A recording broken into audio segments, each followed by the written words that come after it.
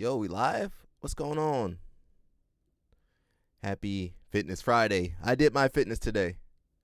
I also did some other stuff too. Let me make sure we on. We good?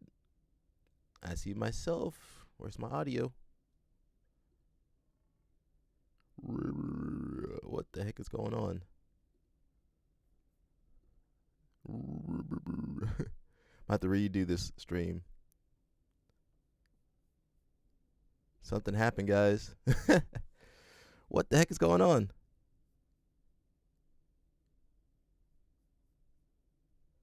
Stream is not working. What the heck is going on?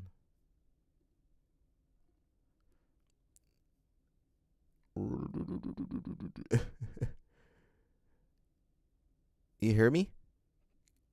Are you sure? It sounds weird on the audio. Is the audio weird?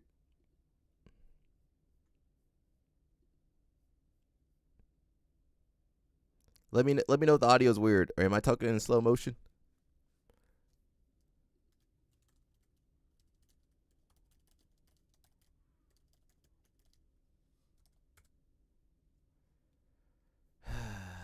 It's always something, bro. I swear to God. What the heck is going on? Oh, it's fine? Wow. All right, I'll trust you. It sounds like I'm a monster on here. All right, I'm going to just have faith.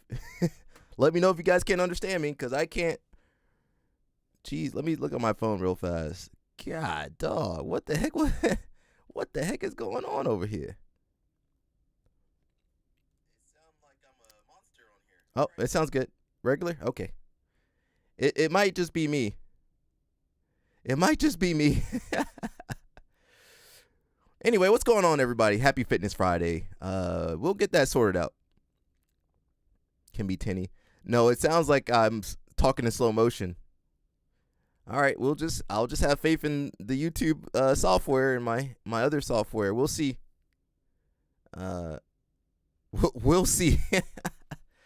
Anyway, happy to be back. We didn't stream yesterday. I just could not stream. Had some family stuff to take care of, you know. Shout out to the fam. We got some stuff. We got some Mika Gabal. We got some Tyra Tulo. We got some CJI. We got some Vion Davies. We got a little bit of stuff. I don't know how long I'll go for. You know, I'm tired already. I already trained. I did my fitness. Did you guys do your fitness today? Did you guys go do some push-ups or sit-ups or something? Or at least walk or something? Come on, people.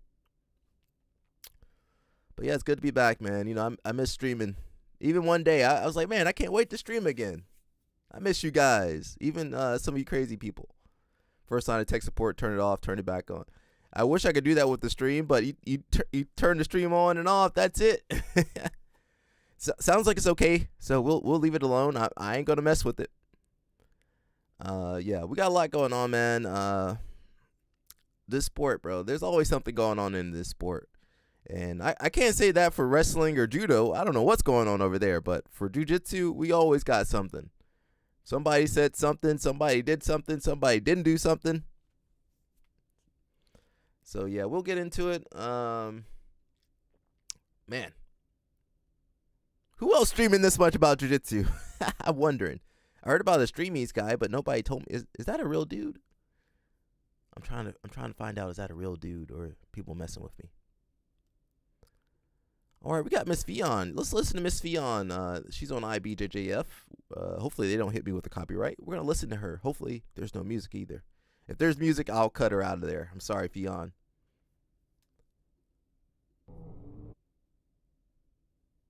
You know, it's my YouTube.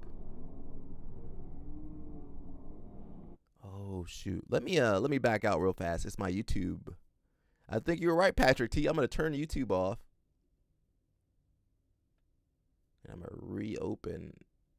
Hopefully it opens up everything. Let's see. That might have worked.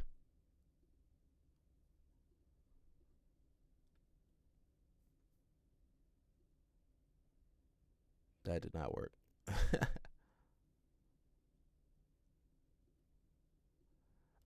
That did not work at all. What the heck is going on? Let me quit Safari. open it up. Uh-oh. Am I still there? I hope so. Are we still live? Uh-oh. Technical difficulties, everybody. That's life. But you guys, as long as you guys can still hear me, we're good. How you guys doing out there, man? I know you guys missed me yesterday. Did anybody miss me yesterday? I do feel refreshed, though. I can't lie about that. I do feel pretty refreshed. All right, we're trying to troubleshoot this. I'm still live. All right. Audio. All right. Yeah, audio. We got audio again. Well, I guess it never left, but that's life, man. You got to bounce back, bro. You can't be let the setbacks take you out. There we go. Yeah, buddy. Let's see. There we go. There we go. There we go. All right, we back in action, everybody. Yo, Jason Whitfield, he says that Mighty Mouse and Ty interview was quite interesting. Ty straight up accused Mika of, apparently it wasn't he didn't accuse him of it. We looked at, was it USADA, whatever, whoever caught Mika. Mika definitely popped for whatever. And I guess the entire Brazilian community as well. The thing with Ty, Ty lost to Mika was 2022, so technically Ty is a world champion. He got tooled up in that match for sure.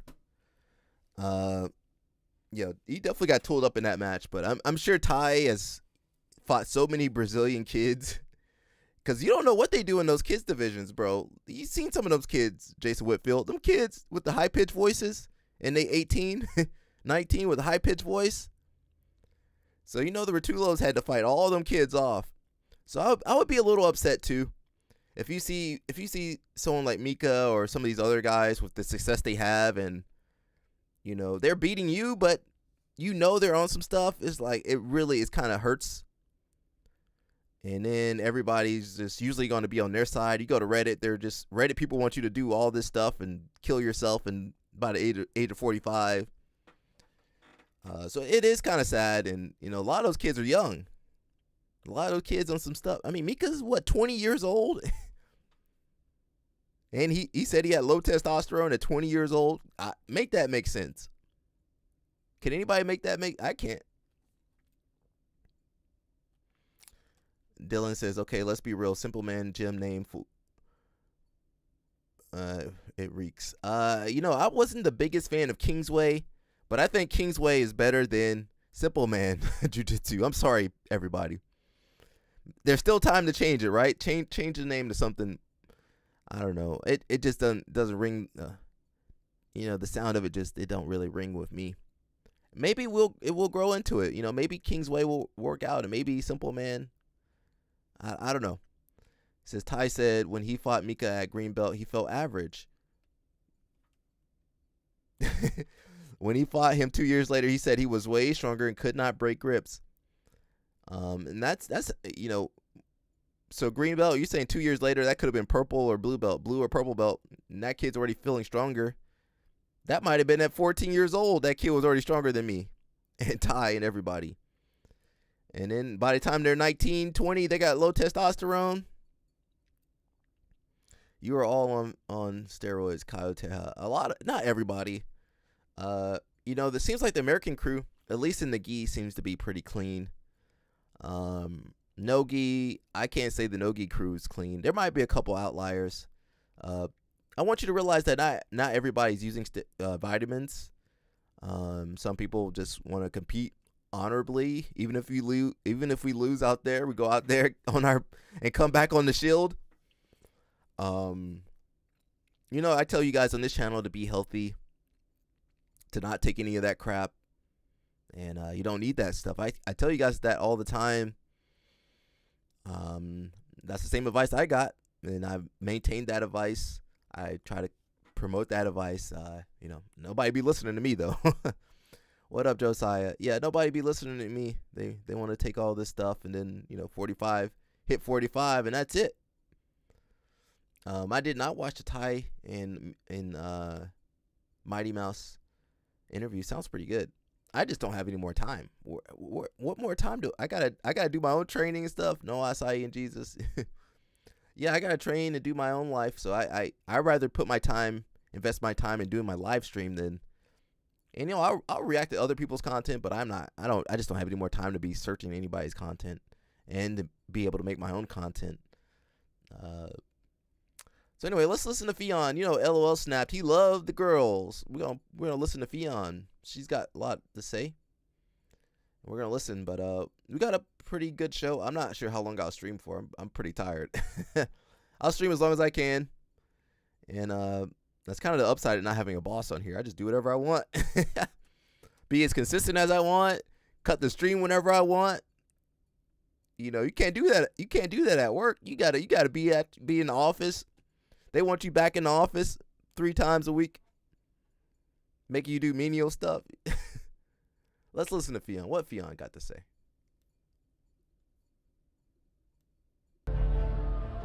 I kind of accidentally went towards no-gi. I was lured in.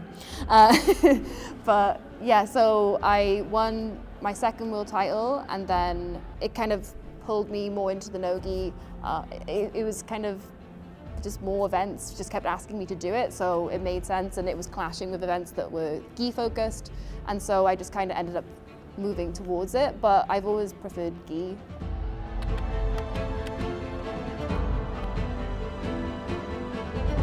She didn't take no break from the gi. Let me not play the music. They love hitting me with the music. She didn't really take a break. She won 2022. I guess she did take a little break. She won 2022 Worlds, and then did she win 2022 ADCC? And then she did some UFC BJJ. What did she do last year? She did Fight Pass. Yeah, she did Fight Pass and something else. I don't know what else she did. You guys got to remember Fionn I'm not saying she's getting old, but she's in Masters division. She just did Masters World, so she's not gonna compete like she used to. Now, she can still piece up most women. She's just not going to be able to compete like she used to. And, it's hard. She lives in UK. She got to travel how many hours just to go to America to compete? Vegas to UK, I don't know, at least 10 hours, 12 hours. Fionn rocks, yep. She's still good. She's still a fan favorite. Jason Whitfield says, if you want to watch the part where Ty talks about Mika, it begins around 23 mark. Yeah, we might check that out. We'll see, man. Hey. That's the ref that screwed me at Euros a long time ago. Personally, I like the idea of battling through the division over time rather than just having one match. But the 5 minutes are really quick, or 6 minutes are really quick, so I wasn't used to that. So it's good though, pretty good. High pace all the way through. Can't play music. Josiah says he sent me some evidence. Let me check. I'll see, man.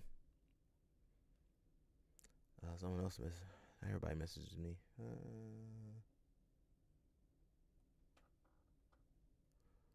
Towards it, especially now with the gym opening and like my gym opening and things. I just wanted to get back to what I'm actually passionate about. I mean, Fionn is good. What is our natural hair color? We don't know what her. I think that is more natural. Throughout the whole day. Obviously, you can have tournaments in no-gi as well. I'm not saying that, but I don't know. I think the gi is more technical. I think it's harder, and I think that's why a lot of people gravitate away from it, because they go into these massive brackets with top names and really great people. I think the gi is just honest. It's like where you are at is where you're at, and you can't cheat it.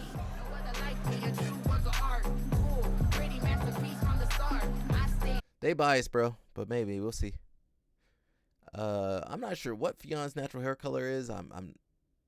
I have a preference for the blonde hair color with her, but you know, whatever. It's her life. In the actual event, I don't get prize money, for example, at Masters Worlds, but my sponsors will pay me for that, right? Like, you get bonuses, you get, well, depending on your deal, everyone has a different contract, and I won't go into the obviously specifics of what my contract is, but like everyone will have their own variation of the contract. I hope that they have someone to manage that for them, or if they're, you know, managing it themselves well.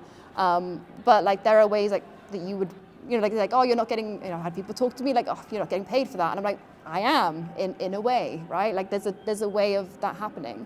And, you know, certain contracts have certain quotas of how many events you need to be doing in order to be paid a certain amount.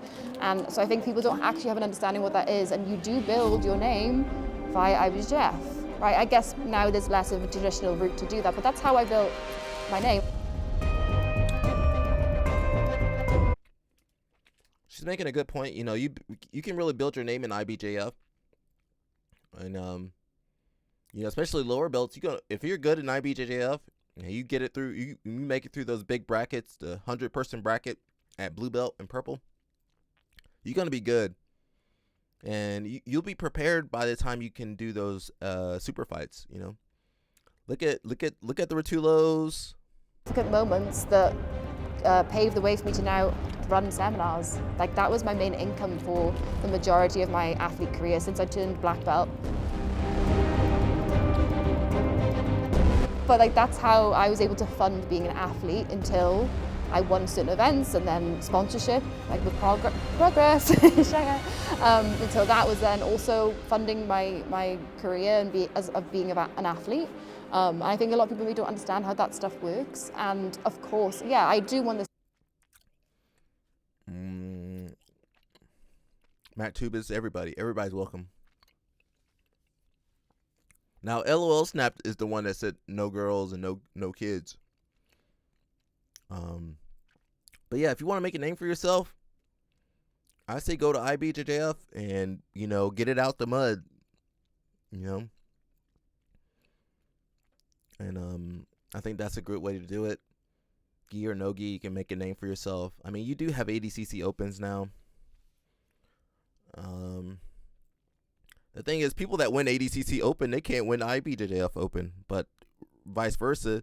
People that do IBJJF can, if you're winning at IBJJF, you good. You can go win everything else. You can go win ADCC. You can go win whatever, Polaris. You know, her accent got stronger because she's back home, so she could you know, she could load it back up. It got stronger. But yeah, try to build yourself up in IBJJF. I think they have more tournaments than everybody, right? ADCC Open is every now and again. But IBJJF, you could literally compete every weekend all around the world, and you can get a ton of matches in.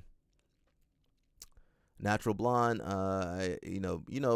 people, non-melanated people, their hair be changing color as they age. Kids program keep a lot of schools afloat. I'm trying to tell LOL Snap that. He said he don't want no girls over there. He don't want no kids over there. You know, I'm making fun.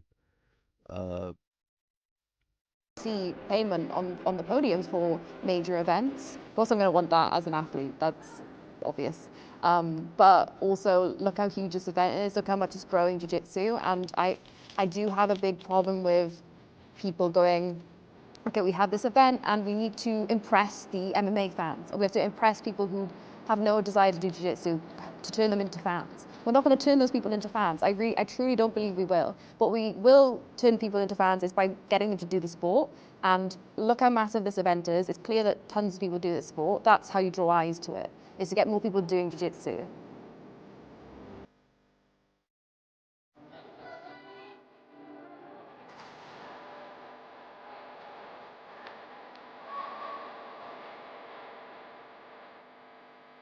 In my opinion. And I'm sure there's different perspectives, and I'm open to listen and learn what those other perspectives are. But I think that, you know, who's going to be interested in it unless they're doing it? And that's what's so great about the sport. That's why the fans that like we have within like jiu-jitsu, particularly in the gi, I will say, because it's maybe less of an MMA crossover, of course. Like, they have more respect for athletes as well, because they understand to some degree how difficult it is, because they do the training. Obviously, it doesn't apply to everyone, but I do think that is a huge aspect and a really cool part of it. Like, you can hop on the mats at like one of the seminars, and you can train with those people, which is insane. Like, if you were in football, you would never train with Messi. Yeah. Okay. MacTube says, I honestly believe more people watch Who's Number One, EBI, UFC, BJJ, and Polaris than IBJF. They have more exposure. I can't really quantify that. I'm not sure. Are you talking about views? Because if you're just going by views, I mean, what does that really mean? Who's Number One? If it's on Flow Grappling, on their stuff, or we don't know the views on Who's Number One. EBI is on Fight Pass. We don't know the views on EBI. UFC BJJ is on Fight Pass unless they put it on YouTube. We don't know. Polaris, Fight Pass 2, IBJF. IBJF the only one that streams that stuff for free unless it goes to Flow Grappling. So I'm not sure. I can't really say who's watching more. The thing is, IBJF, you got a lot of people that participate that are watching. I can't say the same for UFC BJJ. Well, none of the participants can really. Nobody's really can participate in UFC BJJ or EBI, Who's Number One, or Polaris. I can tell you which one's been around longest and has been more sustainable than all these other companies. So that's got to be IBJJF. I disagree with that. I've never trained, and I love watching BJJ Super Fight shows. I think a lot of people, it's just not people who train. That's true. Well, you get a lot of people that are watching these shows. I mean, for real, they probably streaming it for free, though. If you want, the people that are going to pay for a lot of this stuff is going to be the people that are invested, the people that compete, the hobbyists, usually. I just don't think most people are going to fork over money. Maybe for Fight Pass, maybe that might be different than Flow Grappling. Well, UFC BJJ is free on YouTube. For now. That is true. But Flow Grappling's model is they put everybody's matches on there, and then people just they pay Flow Grappling to watch their matches and maybe catch a big stream or something. You could argue that UFC BJJ is getting more exposure. That's true. But how much of that exposure is new? How much of it is just crossover from MMA? I can't really say. And most of those people aren't invested. If you're watching a free stream, I don't think you're really invested. Now they might make some money off you watching ads and stuff. But I would argue that most people watching UFC BJJ don't really care about jiu-jitsu that much. I could be wrong. If anything, I trained in jiu-jitsu 2 days ago and I love it.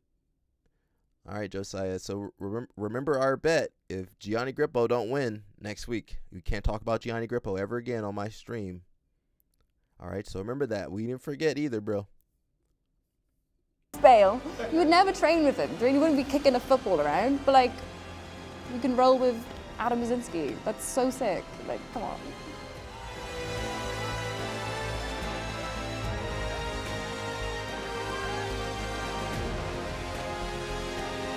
Music got me. Music, no music. I forgot about the music. It says Who's Number One is usually behind the paywall when it's live, but then they upload the matches to the next day. Well, I mean, yeah, because they're trying to get you to sign up for the membership, and then afterwards they get ad revenue. So the gym's just opened. It opened in start of August. So we've only been open not even a month yet. It's doing great. We've got a lot of members already, which is... I mean, nobody can argue that IBJF is not really a foundational organization in jiu-jitsu.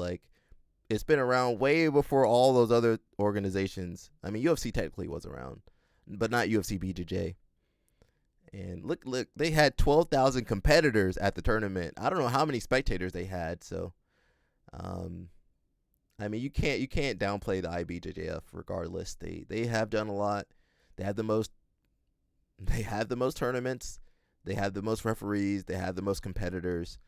I believe they've had, I forget how many people they have signed up, for their in their database. It might surprise you. Yeah, I don't even know what we're talking about anymore. Let's listen to Fionn. Fionn, what you got to say, girl?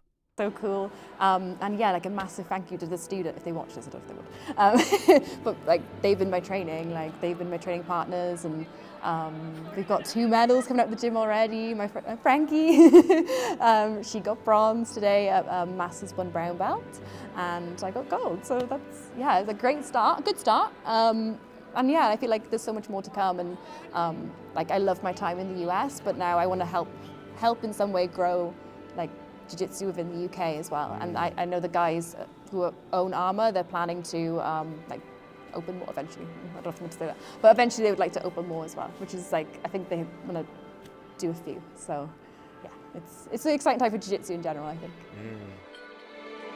That's awesome, man. We'll see. You know, I don't want to get into UFC BJJ. I don't like UFC BJJ. You can support them, but you say you don't even train. What do you care? If you don't even train, you don't care what happens behind the scenes to the athletes, to the other events, right? You don't care. He says, I hope Gabby Pacina, I can never say her last name. I just say Gabrielle, does more no-gi. She's been doing a little bit. I actually think she's the best female in the world. She is. And she even beat Brianna St. Marie at no-gi Worlds, her first try. Yeah. She's amazing. We'll see, man. I don't know what the future of jiu-jitsu holds.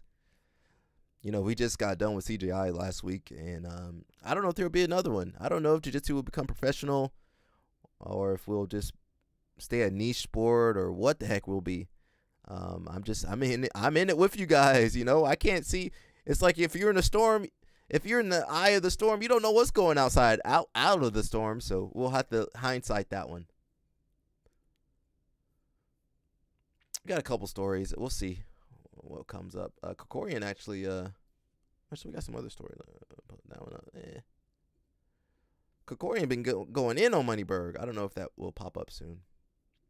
Penn State, they got Ono wrestling, so that's pretty cool. If you guys don't know Ono, he won. Did he win the Worlds? I don't know if he won for the under 23 or what, or under 20, but I think he's over there at Penn State now. You guys don't know Ono, he's a really good Japanese wrestler. So, you know, America, we've been getting all the Japanese wrestlers over here. So he should be wrestling for Penn State, hopefully this next season. He says, I do care because I want all the events to be successful so we get more fights. That's true. Well, I want them to get more money too. The fights are amazing, but I want the athletes to get, you know, be taken care of and live a good life.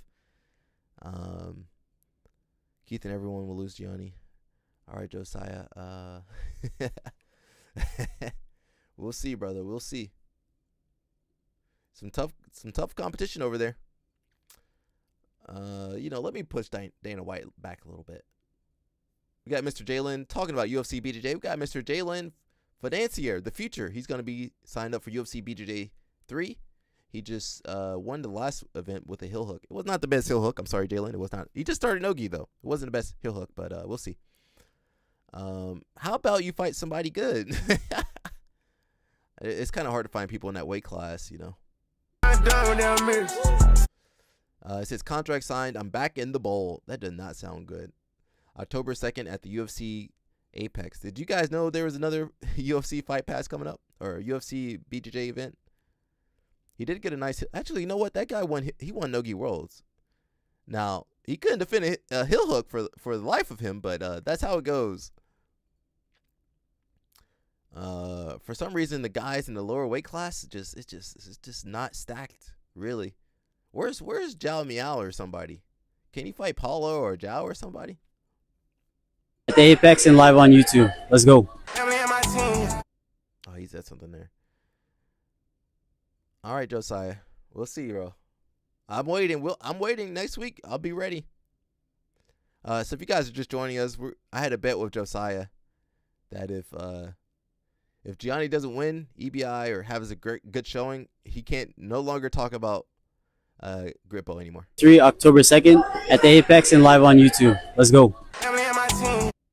That's actually a nice entry though on the leg. We'll see, bro. I'm gonna win. I think I'm gonna win this one. I'm sorry. I'm gonna call Gianni. Gianni, take a dive for me. Please. Krikorian been going in on Moneyberg. Josiah said he doesn't like Moneyberg, but I'm team about to say team Josiah. I'm team Moneyberg.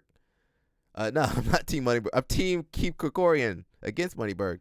LOL Snap says my wife called me a sexist and told me I have to have a women's class and a kids class. Your wife is smart. You got a good wife. Is she Cuban too, or is she American? Keith says money turd really is the gift that keeps on giving. Can you guys read that?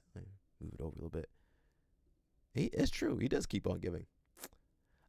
Only he could post a photo of what clearly looks like him pushing out his first dump in 3 weeks with some insanely insecure caption and be like, yeah, that'll show him. It's honestly hard not to be obsessed with someone this out of touch and delusional. It's weirdly impressive that a grown man could be this unironically insecure and lame. We got a lot of those in jiu-jitsu. Look at Mr. Moneyberg, bro. Look at Mr. Moneyberg, bro. I was looking for him at the tournament. Says, I'm surprised anyone would sign to one after everything RDR and Mighty Mouse have said about them. Same thing with UFC. These organizations so sketchy, and you guys be the first ones to support them. I love UFC BJJ, and they over there screwing up. UFC been screwing fighters.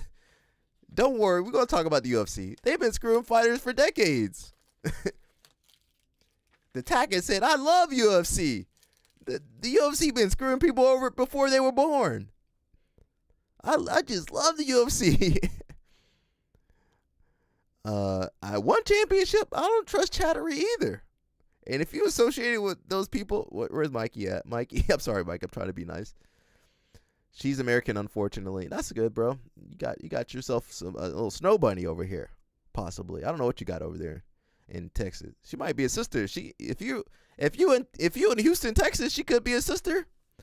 She could be a snow bunny. She could be a Latina. We don't know what you got over there. Says I seen Josiah mention Gianni in several different posts. Josiah got kicked off of Reddit, bro. They kicked Josiah out of Reddit. And all right, Josiah, I'm nicer than Reddit, right? At least I gave you a ultimatum. Yeah, you're probably gonna see him everywhere. What the? Oh, we gonna talk about UFC. You know I get riled up about UFC. Moneyberg says weak men love to get involved in successful men's lives and send obsessive messages. Strong men are busy getting results that are unrelated to most others. All right.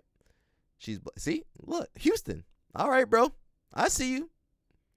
My man he like his women like he likes his coffee, his Cuban coffee. He likes them dark roasted. All right, man, I see you. No wonder your daughter over there destroying everybody. She got some good genetics over there. She got the Cuban and the African genes over there. She good.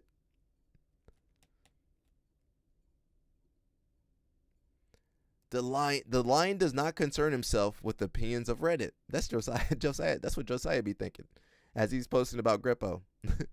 He simply posts about it constantly to his millions of fake followers on Instagram. All right, bro. So I'm looking at you, LOL Snap. She got a sister over there? What she got? A cousin or something? Let me know, man. Let me know. Someone said, what's up with the Simple Man logo? Yeah, I mean, it's simple. Okay, what's the yacht club part about? All right, let's click on that. I am not the biggest fan of the name. I don't know what to say. You guys love this stuff. I mean, it's not a bad logo. Bored Ape Yacht Club. I mean, what do you expect when you lose Craig Jones out of there? I mean, what did you guys expect? You thought good ideas were going to come out of nowhere without Craig Jones over there? What did you guys? Who have you guys not watched the B Team YouTube channel?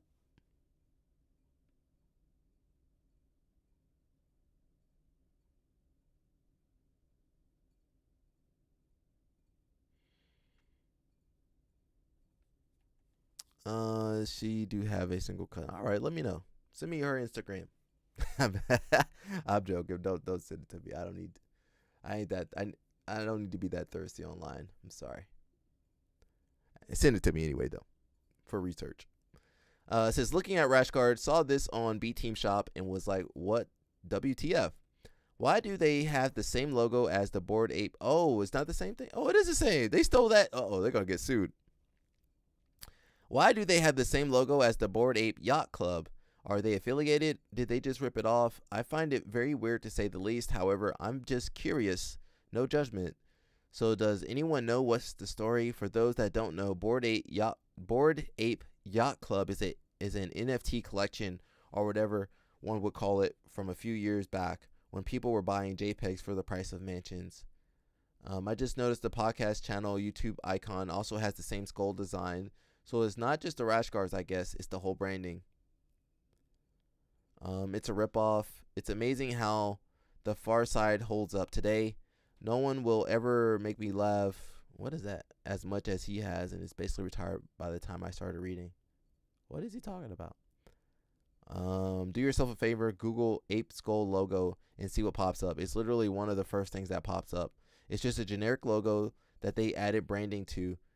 So they couldn't even make an original logo. I can almost guarantee they have no idea what the Bored Ape Yacht Club is. All right, so they didn't do their research possibly. B Team was constantly ripping off popular brands and logos for their merch. They pretty much straight up used the Chicago Bulls uniform last quintet. Who cares? Those brands have lots of money. The Cobra Kai logo as well. When Craig does copyright infringement, it works. The skull is fairly obscure and kind of lame, so that means Damien and Ethan probably did it.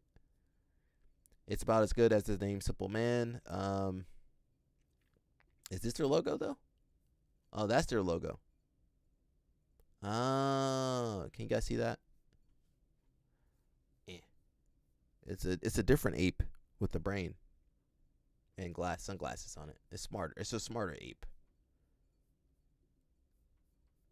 I go back. There we go. Oh, okay. I don't know. I'm not the biggest fan of that. You guys gonna buy the merch regardless, so it doesn't matter what I care about or think. Yeah, you guys gonna buy that merch regardless. There's not an ounce of marketing / branding sense among them. Trading in all the goodwill of the B Team brand for the name of their D-list podcast and a ripoff of a ripoff generic logo. Should have taken some of that $1 million prize pool and used it to hire someone who knows what they're doing. Thank God they're really good at jiu-jitsu. LOL. I actually enjoy the Simple Men guys in their podcast, but their decisions with regard to the gyms are just not good. So we're not big fans of that name. Alrighty. Maybe it'll grow on us. Got Miss Sarah Gaval over here. What's she doing? There's no sound. She's in the pit.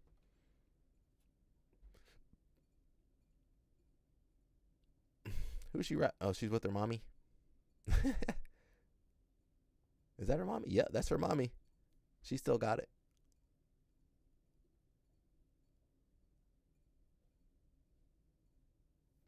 All right, we're gonna skip through that. We had Mr. Megaton. You guys, is that Mackenzie? Is that Mackenzie over there? All right, Mackenzie, what you doing over there? Megaton's looking a little bit older. It says, great to have BJJ world champion and UFC top contender Mackenzie Dern and her father, the legendary Megaton, training with us during our no-gi competition class. Mackenzie is sharpening her game and getting ready for her next UFC title fight. Oh, she going for a title fight? All right, let's go, Mackenzie. We're honored to be a part of her journey. At Atos Jiu-Jitsu, we're not just a team, we're a family. Whether you're training for the biggest stage in the world or just starting your martial arts journey, you'll find a home here with us. Os. Mackenzie, what's going on, Mackenzie? Sarah, Mackenzie, they got everybody. Oh, got all the. Look at that. They got the TV crew. Got the mic dude. They got the mic dude holding a camera too. He won 20 times, Josiah. Yeah, of course he won. He ain't lost Masters before. Now, if he does adult, he gets smashed in 2 seconds. We got the Polaris coming up next week, same time as EBI. So we'll kind of keep our eye on both of these. This is the Asia and Oceania squad. Kit Dale's back. Kennard, Kenta, and some other guy. I don't know who that guy is. Tommy Yip, Kenta Iwamoto, Lucas Kennard, Kit Dale, Igor Tanabe. Hey, Igor. And Rashid Herat. That should be in UK. So if you guys are in UK, go ahead. What accent does she use in San Diego? She, you know, Mackenzie Dern is American. She sounds exactly like Sarah Gaval, but she changes her accent sometimes. That might be CTE actually. You get hit in the brain, she can't speak English no more. This should be a good event. We'll keep our eyes I'll keep my eyes out for this event. We got Mr. Wagner over here praying. He got the money though. In mercy. Can't play that. He says, as I watched the $1 million slip away due to a decision I didn't understand or agree with, the old me would have thrown a tantrum and been devastated. However, I've come to realize the way of truth and life is opposite to the world's standards. What seems foolish to others is actually wisdom in God's eyes. In that challenging moment, I chose to respond with gratitude and love, embracing the experience for what it was worth. As I watched everything unfold, I couldn't help but think of the words, "He must increase, but I must decrease." In the heat of the moment, it's easy to let emotions take over and fleshly reactions surface. But as followers, we're called to a higher standard. When we let Christ, if you're not Christian, I'm sorry. I'm reading what he's saying. I didn't say none of this. He's saying all this. All this is just say thank you, God. Why can't you just say that? When we let Christ increase in our lives, our own pride, ego, and fleshly desires decrease. This means responding with kindness instead of anger, humility instead of pride, and respect instead of disrespect. I strive to let His presence shine through, even in the midst of disappointment or frustration, and my actions reflect the love and character of Christ. As I boarded the plane, I left all my worries in God's capable hands, trusting in His sovereignty. Upon landing home 8 hours later, I discovered that our team was going to be rewarded with the winning prize. God is good, and I truly believe that our team was protected this weekend on all aspects because of the power of prayer by us and many believers all over the world whom know who I trust in, Jesus. So my Brazilians they're gonna say a prayer. Now they not only praying to God, they also taking their vitamins and minerals. They got Danaher praying too. Was Danaher out there praying? They had Danaher out there. You ever seen Danaher pray before? Danaher must have been worried. That might have been going into the finals. If you got Danaher praying, Danaher worried. I ain't never seen Danaher pray. You for sure ain't gonna see Gordon out there praying. Bro, they had Danaher out there praying too. Well, I'm glad he didn't burst into flames. I'm you know what? Danaher's growing on me, people. When LaRonja kissed him on his head, I was like, you know what? Danaher might not be that bad. Maybe I've been too hard on the man. Jason Whitfield said, I had your channel behind another window. When you said Mackenzie Dern, I immediately put you on top of you. Of course. We respectfully, we like to see Mackenzie. Respectfully, though. We always going to be respectful. Now, you guys know she's looking for a stepdaddy. If you want to step up, Mr. Jason Whitfield, you can step up. You could be the man that stepped up. Now, you're going to have to pay some bills and be a provider because she don't want to have to work and knock people out for a living. Dorothy Slippers, what's up? Says, I can't stand New Wave at new levels every day. Mushmaster says, Mackenzie goes from Rio to Beverly Hills with the accent like crazy. I mean, as far as I know, she grew up here in America. Maybe she got hit in the head too hard. It's good to see Wagner mellow in his older age. I mean, that heart attack got him. My man he was praying before, but he for real praying now. Pastor Wagner, stop taking all them supplements then. That easy. Josiah said something. I'm sorry, Josiah. I'm skipping you. Jesus is shining on you. After 15 years of jiu-jitsu, he let you earn what a mid-level software engineer makes in a year. Praise the Lord. It's still good money. Tithe that 200. Yeah, how much they tithing? At least 20%. 10K or 20K? Yeah. Are they going to... I'm not saying I would tithe 10%. I might tithe 1%, but that's still $2,000. All right, Wagner, you better be tithing 5 to 10%. Let's go, Wagner. I want to see your statements. Yeah, Danny. I never see Danny. Crazy Danny was praying. All right, you know they were worried. They were going into that final. They're like, man, I don't know, man. Well, technically they lost, right? Didn't they lose the? I'm saying what the results wise. Technically they lost. I pray like hell. Yeah. Danny Harris understands it's important to support your athlete's passion. Yeah, but what about Gordon? Isn't Gordon the main dude over there? Acai and Jesus, man. You know, they pray that the acai works well. They're praying that it takes effect and helps them win. It's crazy. You take all that stuff just to eke out a decision or win by an advantage or something. I'd be upset. If I took all that stuff to win by an advantage or just to get past a knee shield, I'd be upset if that's all I had to do. Or if that's all I could do with all that stuff. My health on the line just so I can stall out somebody. That would be crazy, bro. I'd be upset at myself.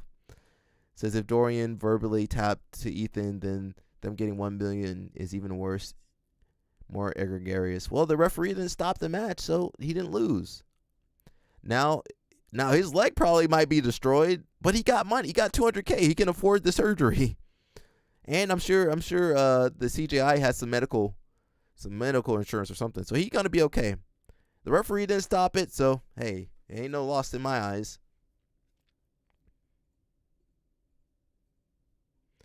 We got Ty Rotullo. He getting ready to fight.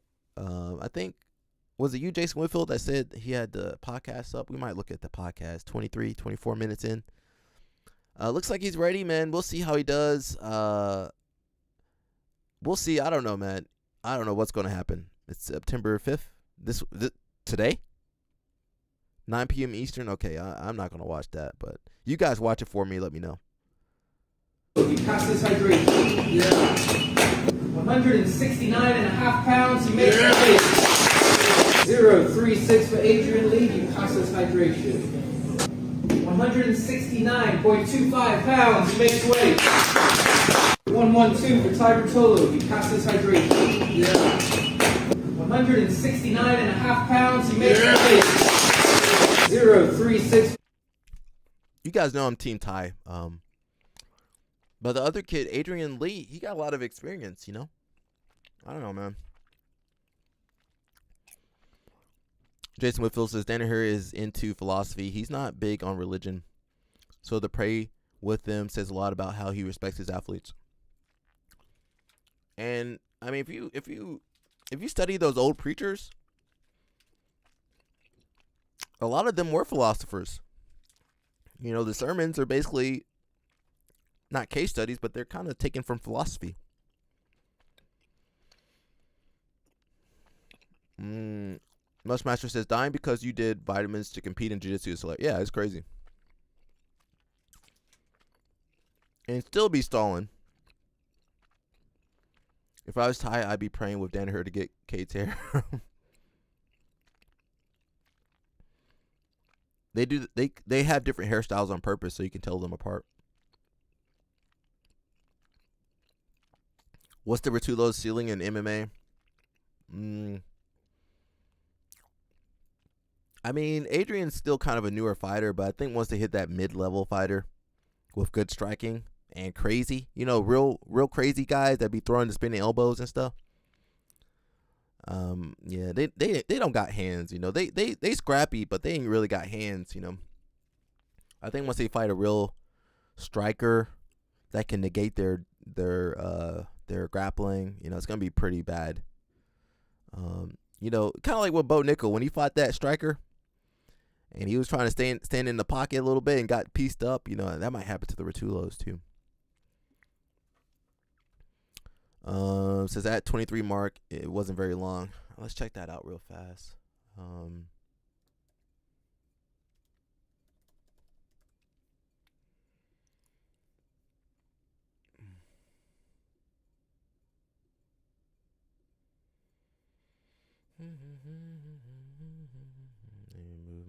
you guys can't see my stuff anyway.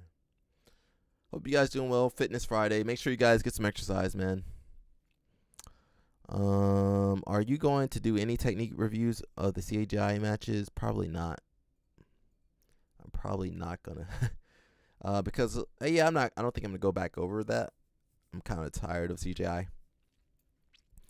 What I'm gonna do is leave that to the other YouTubers. You know, leave that up to them to go back over that stuff. Ooh, that's a nice little video. Can we watch that too? There's some good matches. I mean, who do you say? DeAndre or Kenta, they did okay. They did good. I mean, what am I gonna break down? We can't do half the stuff they can do. Why am I gonna try to break it down for everybody? I'm gonna leave it up to you guys to do some homework, and you guys go look at it yourself. Why I gotta break down everything? What the heck was I looking for? Oh, Mighty Mouse. Ty and Cage should take 18 months and only train strike. Yeah, they really should. They need to do some boxing. Maybe some amateur fights. Now, they might get knocked out, you know. Boxing ain't no joke. You could die in boxing.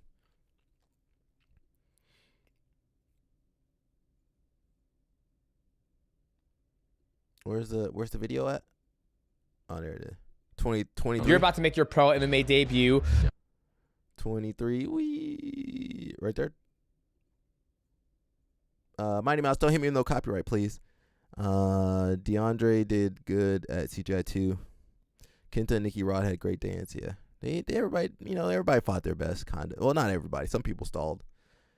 Dorothy says, I can do what Brandon Reed did to Nicky Rod, which is get my back taken and submitted. Yeah, but you got to also threaten Nicky Rod. Can you do that? Can you threaten him with wrestling and some passing? The Worlds. Do you think you're going to come back in Nagi, try win Worlds before you go to the Masters? Or you're like, you know what? I've done enough in Jiu-Jitsu and Nagi. I don't need to go back in to get the Worlds. Or is there something inside of you that's like, you know what? I need that world title at a black belt level. He does have a world title. You know what? 100%. Technically, I had gotten one because Mika failed the dope test in the finals. But it didn't feel like a real, it wasn't a gold medal. Like technically they gave me the title, but it didn't feel like a gold medal. So for sure I feel like I need to get a proper title. So I need to go and I got to win it. I got to win the finals and yeah. Hey, I don't know about this. So explain this to me. So. You and Mika competed in IBJJF. What year is this? This was 22? No, 22, I believe. 2022. It's the Worlds. Yeah. It's the World Championship in Nagi. You guys compete. He beats you, and then later on he pops for failed drug test. Is that what I'm hearing correctly? Yeah. So you want the full story? It's pretty classic, dude. Like first time we ever scrapped Mika. I was about 15, 14 years old. I think it was a green belt. And I Kimura'd him in the gi. And then about 2 years later, we fought at the Europeans in the gi. And he was about 20 pounds heavier, but he didn't seem that big. So I was still pretty confident. Like, okay, I'm gonna get him. So I was like, okay, it's gonna be a scrap for sure. And then we go in, and I remember he tried to go for an arm drag. So I was holding my arm to my hip like this. And then with one arm, he grabs my sleeve and just pulls it across. And I was like, what the heck? I was like, fuck. I was like, oh, so he almost takes my back and then throws in like one of those arm bars, like kind of like the little kid arm bar where they grab the wrist and then throw the leg over, Like we were pretty much in leg drag right on top, like sitting like almost coming around the corner for side control. So I'm like, all right, cool. I'm about to kind of like pass right here. And then he's like pulling my arm deeper from like the side control. And I'm like, well, how is this happening? So I had to roll out of that one and then did like 3 different times. Oh, the gnarliest one was, like closed guard. And then you step over your opponent. So you're kind of like scorpioning him. Yep. From closed, yeah. So from there, he like curls himself back under and then brings me back to closed guard. from the scorpion. And that's when I was like, oh my God, like I realized like whatever techniques I was doing, it just wasn't working. Yep. You know, it just didn't matter. You know, I was like, holy cow. So I was like, wow, this is like I think that time he beat me like 12-2. Like I defended everything and I didn't get subbed, but I just had never felt strength like that before in my whole life. You know, like even training at Atos, you know, had some gnarly strong guys in there for sure. But I was just like, fuck, I just never felt, you know, strength like that. So then a couple years later, we scrapped no-gi. It was a little bit different without the gi, you know, it's easier. Strength doesn't translate as much, you know, and I got him there. Yeah, so then the last match was the finals in the Worlds, and yeah, same story. Like I knew he was, my whole life fighting Mika, I always knew that he's been using substances and that he was stronger, like twice as strong as the next person, you know, like it just didn't make sense, you know?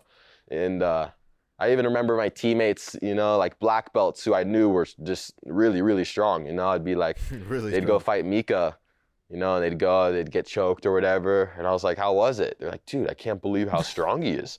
Yeah, and I'm like, yeah, and you're pretty freaking strong, bro. Like we both know how gnarly you are, you know? And so it was just like a gnarly thing like that. So after he got caught, I remember, or after we fought and then he got caught, I hadn't been released yet. I was in Costa Rica and I was like a little bit disheartened on the gi, you know? I was just like, man, this shit, I was like, it just sucks because it's just, the strength is like, I felt like my jiu-jitsu wasn't that, like it was better. If anything, it's just, it's so hard to compete with that strength, you know? Yeah. And I did better the last time we fought. I had a little bit more strength to me with my adult strength, you know? I wasn't 15, you know? But yeah, it was just, it was disheartening kind of. But then he got popped, you know? So then I was like, oh, that's pretty cool. Yeah. You know? It's bittersweet, you know? Well, it's always fascinating because there's some guys out there who think it's okay. Well, I don't want to say this, but I feel the culture, and I could be wrong for saying this, but I feel like the culture, it's okay to do steroids in jiu-jitsu. Right? Like people are saying, oh, it's okay to do it because there's no money in it to begin with. Everybody's doing it. You have a guy like Mikey who was like, dude, like you don't need to do steroids, you know, do away with it. And you're setting a bad example for the children. I feel like it's such a hard thing because I feel, you know, depending on what your upbringing is, like, dude, I need to make it out. I need to make it out of the hood. This is the only way I can do it. I want to be the best version of I just should say the best version of yourself. I'm using words that I think Gordon Ryan said. Let me stop. I don't want to use too much of his content. You know, YouTube will, as soon as they see you using some content, they'll flag you down. Let's see if I'll try to go back a little bit. MacTube says, what are my favorite grapplers? I like everybody, bro. Everybody's got something to show us. I think with the way I've been doing YouTube, I'm kind of all over the place. I just try to study as much as I can. I don't really have a favorite grappler anymore. I used to coming up, you know, of course, Marcelo, Hodger, maybe Jacare Souza, you know, Leandro, you know, Homolo. If you go to my other channel, I cover a lot of people, so I kind of try to find what people are good at, you know, so I don't really have a favorite grappler anymore. I'm my favorite grappler. Sorry, Mushmaster, but I'm my own favorite grappler. I think if you're a competitor, that's the way it's got to be, because when you fight people that you looked up to or you know of, I mean, what are you going to do? Fanboy over them? No, you gotta be ready to go. Mushmaster says, when I learned striking and understood it was like a cheat code, you can dictate the terms of the fight. If their striking gets good, they'll be champion material. Yeah, they do. I know they're working with Eric Paulson. I think they do need to work with like a boxer or like someone really well versed. And just really, you know, if you want to get good at anything, striking or wrestling or whatever, you got to really pursue it sincerely. You need you need to learn about the history of boxing or striking. You need to study the greats. You need to drill. You need to practice. You know, you can't just pick up a couple techniques and think you're gonna be good at striking. Same thing in jiu-jitsu. If you don't know like what's the history of the sport, these are the main athletes. These are the up and coming guys. These are the legends. Like if you don't know the history behind the moves and why you do stuff a certain way, like you're not gonna be good at it. Says, we supposed to believe IBJF testing testing for drugs when Gaval looking like that all those years. Well, he stopped competing by the time they didn't have USADA back in until 2012 or 2013 or 2014. Yeah, they didn't have testing. So when I was coming up, there was no testing. So, everybody was strong back in the day. Everybody was strong. They didn't have no testing back in those.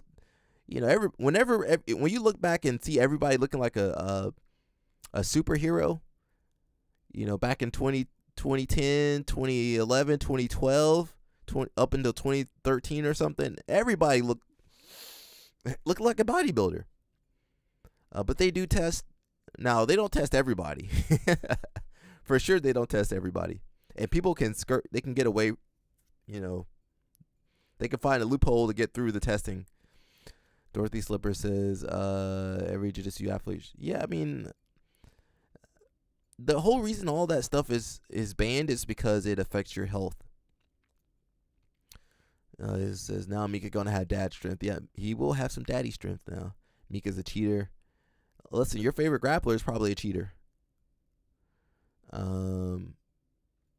Eric Paulson, Eric Paulson, the catch wrestler. Yep. Yeah, you haven't seen that?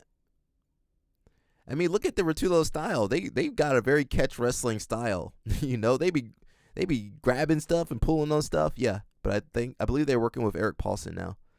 Mike, what's up, Mike? Is that my Mike from Rampart, Mike? Is that you, Rampart, Mike?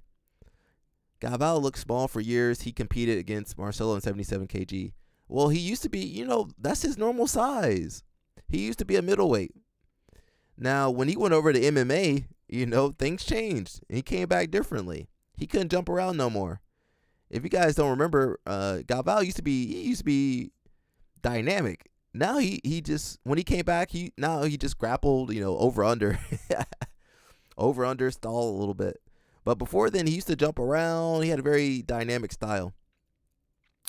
He said Mika felt stronger, but if 80% of people are doing it, then that wasn't the only guy. Ty fought on. We don't know there's levels to this. Not everybody responds the same. You could take the same vitamins as Gordon Ryan, but that doesn't mean you're gonna turn out like Gordon Ryan. So, maybe he responded. Maybe Mika just responded, better to whatever he was taking, or maybe he was taking more. We don't know. Maybe he started so young that, I don't know.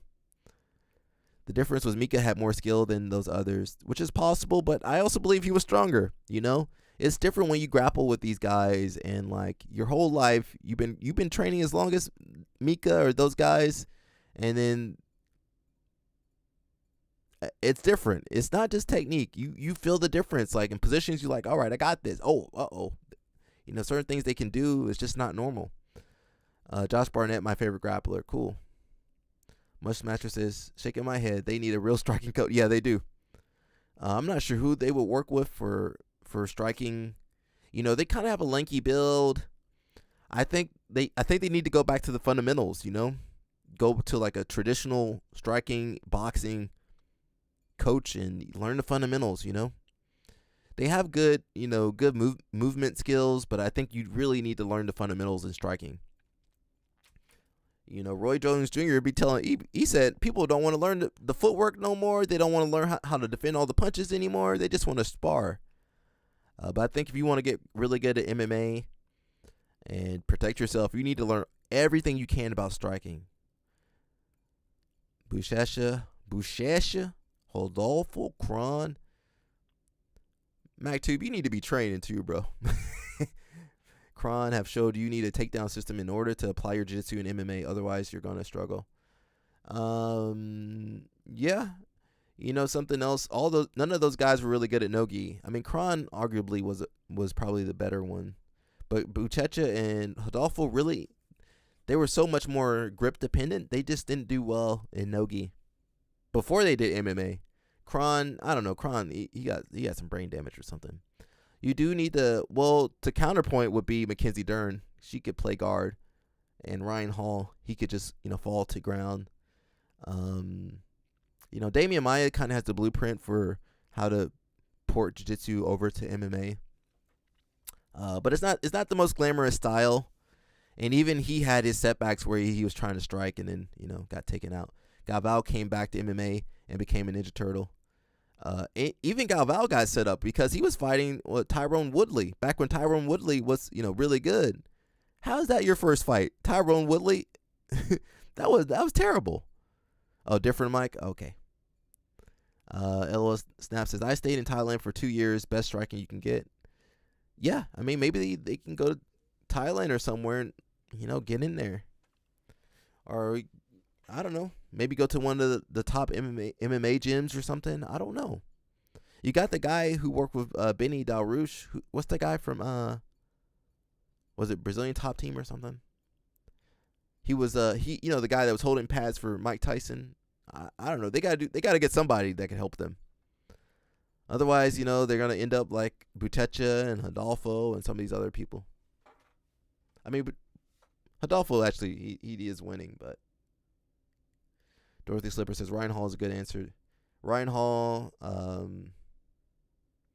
won't say Tony Ferguson, Charles Oliveira, Mackenzie Dern. You don't have to do everything the same way as everyone else, really. Now, you might not be popular. I am at Kingsway Jiu-Jitsu in Austin, Texas, home to the best jiu-jitsu grapplers in the world. Eric Paulson is an incredible MMA coach.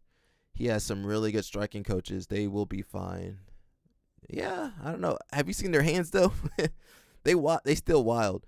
Jacare and Maya did well. If you get to the top 10 or top 5, you more than succeeded. People clown on Ryan Hall, but dude lost to the champ. That's true.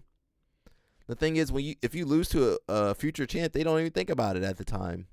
Mushmaster says, speaking of Buchecha, have you played Buchecha versus Adolfo in the stream yet? I have not done that, but I do want to at some point. Which match though? The first one, the second one, the third? Adolfo used to beat everybody. And then Buchecha kind of, got the better of him.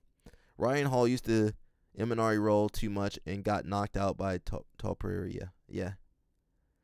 I told you Texas Jiu-Jitsu capital of the world. It's trying to be. I think Cali still got you, though. For sure, per capita, there's more schools in California. But Texas is up there. Florida, New York. I think those are the major places. Oh, 2012? We might have to check that one out, man. Let's see. Owned by none other than Gordon Ryan, the pound-for-pound best jiu-jitsu grappler. We're going to skim through this, everybody. We're just going to skim through this. That's the best fighter in the world, Mac. Who is? Ryan Hall? Or Topuria? Let's skim through this real fast. I'm gonna play it super quick. We're not even gonna really react to it. We're gonna play it super fast so I don't get hit with copyright strike or something. Was a site walk to look at existing conditions. We did this with Gordon, as well as a co-owner, Gary Tonin, another world-class jiu-jitsu athlete himself. We looked at the existing space. There was some drywall up, there was some plumbing and mechanical roughed in, but there was a lot more work that we needed to do to bring this space to life. All right, first thing was finishing out the existing shell. That meant complete new paint throughout and all new ceiling tiles throughout. So there was some drywall we had to do. We had to tape, float, texture, get ready for paint. We had to finish out all the ceiling tiles in the whole space, and there was a lot of drywall in the back locker rooms in the ceiling that we had to do as well. This beautiful spa-like locker room didn't start out this way. We had to completely revamp this space. First thing, I did not like the existing waterproofing that the old contractor did. We ripped all of that out. We did new fiberglass pans. Then we prepped all the floors and the wall for our tile. We did a large format tile throughout the whole locker room, into the shower pans, and up the wall. These showers are the highlight of this space. If you look closely, when you use a large format tile on the shower floor, we still need to slope that. We do what's called envelope cutting, which lets us angle these tiles, even though they're large, to slope into that center drain. Next, the one and only best in the business, Fuji Mats, came in to install their springboard mats, the cages, the padding, everything to get the space training ready. We are nearing the finish line, and I've been super excited. This is Patrick with Fuji Mats. Dude, thank you so much for being here, man. My pleasure, my pleasure. God, my expectations have just been blown away. Oh, thank you. Yeah, you guys have been awesome. So, like, these guys at Revent have... I'm sorry, I know they're speaking fast. I'm sorry. All we do is come in and take all the glory. But we got our name on the wall. Oh, next is heavy hitter. Yeah. That's pretty cool. We build everything custom to spec. In this one, we're doing a spring force system. Yeah. It's got like 40% more springs than the common one. So Oh, it's wow. a little stiffer. It's like the pro level. This is by far the biggest one. So Gary, John Danner, Gordon Ryan, like, trick this thing out, make it the best in the business. And so they called Fuji. A bunch of you and your guys are like all very well developed in jiu-jitsu as well, right? Yeah, we've been in the industry a long time. I'm a lowly brown belt in jiu-jitsu. I got Travis Stevens here, silver medalist in the Olympics in judo. Damn. And then my head installer is a black belt. So we're in the industry. It's our passion. We love it. A lot of times we'll get a napkin drawing, which is great. Napkin drawing, measurements, dimensions, send it to Fuji Mats, and then we'll bring it to life. I am so excited to see these guys come in because we've never installed anything like this before, and it's just awesome to watch. First up, they put up the perimeter mats that are on the walls. Now the next thing the guys are going to set up is the cage. So this is going to take various base plates that they have to bolt into the concrete going down the far perimeter of the mats. Now remember, all of this is dimensioned out exactly. There's designs in all of the mats, and there's a pattern that they have to fit. So measuring to exactness is very paramount right now. Whether you're on the job site or in the gym, focus matters. And just like jiu-jitsu, in building houses, every detail matters, and you need to be sharp. For me to lock in and be focused. That is true. You know Travis Stevens. We'll look at Travis Stevens, but he looked like a Boston construction worker. Gordon Ryan. I said Gordon Ryan would beat Aiken, and Aiken's my boy, or used to be my boy. Gordon Ryan looks like an out of shape Wookiee. That's true. Only 3 showers. They probably need more. What about the girls? Hope the girls have a shower. Dorothy Slipper says the Fuji Mats guys' overalls are too clean. Yeah. Well, he got the other dudes working. Judo pays so bad. Travis Stevens has to work construction. That is, well, we talked about that. USA. Where's USA Judo at? I hate Fuji. I get Matt Byrne every time I roll on them. I mean, if you get in Matt Byrne, we all gotta get Matt Byrne on there. I use ENS energy pouches. These pouches pack energy and nootropics. So instead of this type of floor lets these pro-level athletes throw each other around on it all day, and it protects them from injury, and it allows them to train longer. Seeing the system go together is just really cool. This is all like a jigsaw puzzle. So first, they're getting down the springboard floor. And if you notice, there's kind of these blue Velcro tabs all over the top of the plywood of the springboard. So they both interlock like this, 2 panels. And the next step is they're gonna take another piece of finished plywood and put it across the seam of those 2, and it's gonna attach to the Velcro and lock the whole system in. Another thing that helps keep the system together is you're using the far wall as a border and the fence as the other border, so it's all kind of being sandwiched together. Okay, now the mats is probably the most tricky part. So Fuji was super detailed in all the layouts that they gave us, and we had to send them dimensions of our exact space. And all of these pieces sequence together like a real jigsaw puzzle. So we want to get all of that perfect, and then we want to lock it all together. Each one of these mats is about 60 pounds. So in addition to precariously placing them, this is manual labor installing all this That's stuff. like 30 grand a mats, tricky guys. spots to every gym. There might be a post here, a weird corner here, something that you're not really going to figure out until you actually do the install. So of course, Fuji is a master at cutting these mats and fitting them to precarious little situations.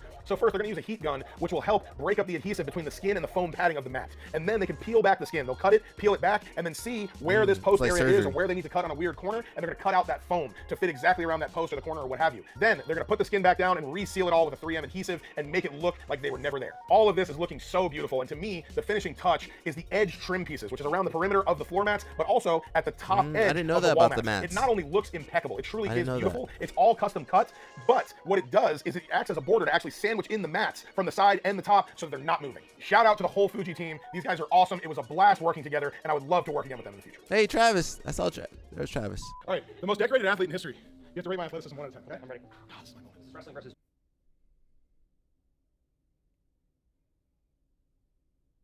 All right, that's cool. I didn't know that about, you got to cut the mats. And I've seen people cut the mats, but I didn't know you got to keep the skin on there, put this full skin over. I didn't know about that. We learned something today, people. I wish Jiu-Jitsu paid the athletes a lot of money. Athletes shouldn't have to beg to make a living. Well, your favorite UFC fighters are always begging. They be begging all the time. Now the Jiu-Jitsu guys are begging too. Some of my homeboys be out there begging for matches when they in top in their division. Mike says, I get small gyms. Some small gyms don't have them, but having showers at big gyms is a must. 6 to 10 staff will be an issue at pro gyms. Yeah. So 3 showers is minimum. With that client base, they need like a lot more showers because people are going to be, it take about 5 minutes for people to shower. So they need more showers. They didn't invest in the showers. They should have invested in more showers, get people in and out the door. Travis doesn't work construction. He does the he does the installing, so he looks like a construction worker. Isn't Travis the marketing director for Fuji? I think he does a lot of stuff for Fuji. We'll go on his social media, but he be installing too. This is old. The gym is up and running. No crap, bro. No crap. What do you mean this is old? No crap. The video just got released 6 days ago. I'm sorry, I didn't see it 6 days ago, but it's still relatively new. 1 week, it's still new. This is old. It's barely. The gym just opened this month or last month. Well, this is old. It just came out. I just saw it. It's new to me.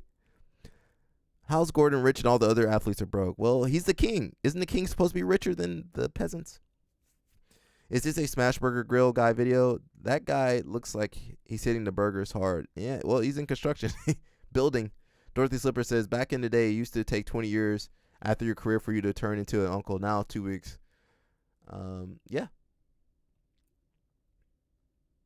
We got Dana White. Let me skip Dana White. I'm not sure how long I'm going to stream for everybody. Oh, I don't want. Let me wait on that one too. Was that it? Shoot. Let me duplicate this. We'll talk about this in a second. I just don't want to talk about it right now. Let's look up Travis Stevens. So I believe he does some installing. Travis said Jeff. Not Travis Scott. My man is out of shape too. Can you guys get him back in shape?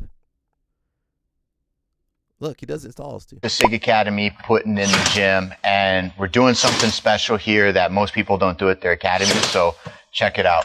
So here we have the 6-hour academy layout, 13 inches, almost 40 all the way down. But if you look at this schematic right here, the whole tan is an open floor plan. And because we have a sprung floor, when people start running, when people start doing heavy takedowns and training, what we don't want to see happen is the floor to start walking as it's bouncing. But what we're going to do is we're going to tie in a board on the bottom here, and then we're going to take some padding and some like carpet padding. We have a couple other types. We're going to put it across the top, and then we're going to slide the sprung floor underneath it or over the top of it so it sits. And then we're going to tie the sprung floor into the back wall. So it'll still give you that spring, but as it bounces, it's not going to walk away off this wall or off the back wall. So it stays in place.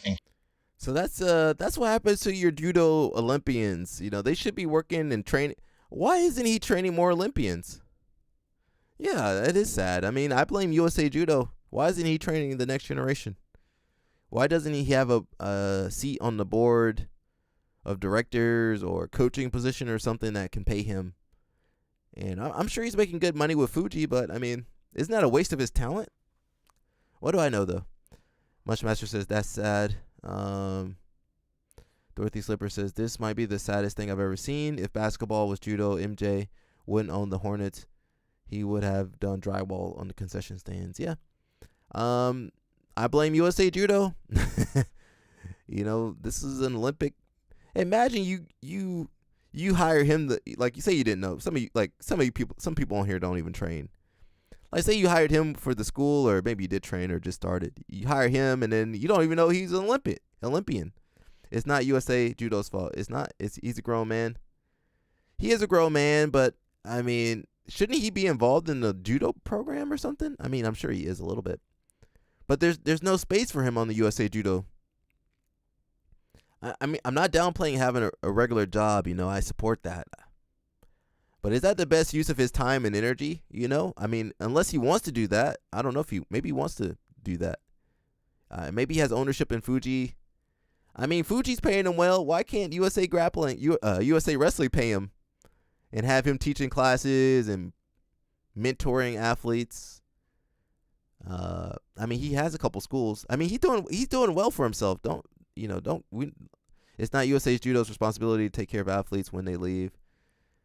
That's true, but I mean, why did he leave though? What forced him to leave? What forced Ronda to leave? What forced Kayla to leave? Something was going up. How come the USA Judo can't produce Olympic champions or Olympians anymore? I mean, they still got Olympians, but Olympic medalists. There's some big questions there. Since he doesn't want to do. You say he doesn't want to do the build out or stuff, or he doesn't want to do the coaching stuff. Look at his face. He does not want to do. Oh, he does. Yeah, I mean that's some hard stuff. You gotta get all that particle board. You breathing in that dust, that residue, that wood residue. I'm sure he's making good money, but I think he'd rather be doing judo for a living. And he owns schools and he's making money for sure, for real. But I mean, if USA Judo was taking care of their athletes, they wouldn't go to MMA or be building mats for other people's gyms instead of, helping USA create more, judoka. Now look at USA Wrestling. I know wrestling's in the collegiate program, but if you win the Olympics in wrestling, they can't wait to get you a coaching position or sponsorship or something. They give you that big check. You be getting some big checks when you win and you're a wrestler. I ain't seen no judoka with a big check. Have you seen a judoka with a big check? The big checks with the $250 on it or the $50,000 on it. I ain't seen no judo person with that big check. I'm waiting to see it.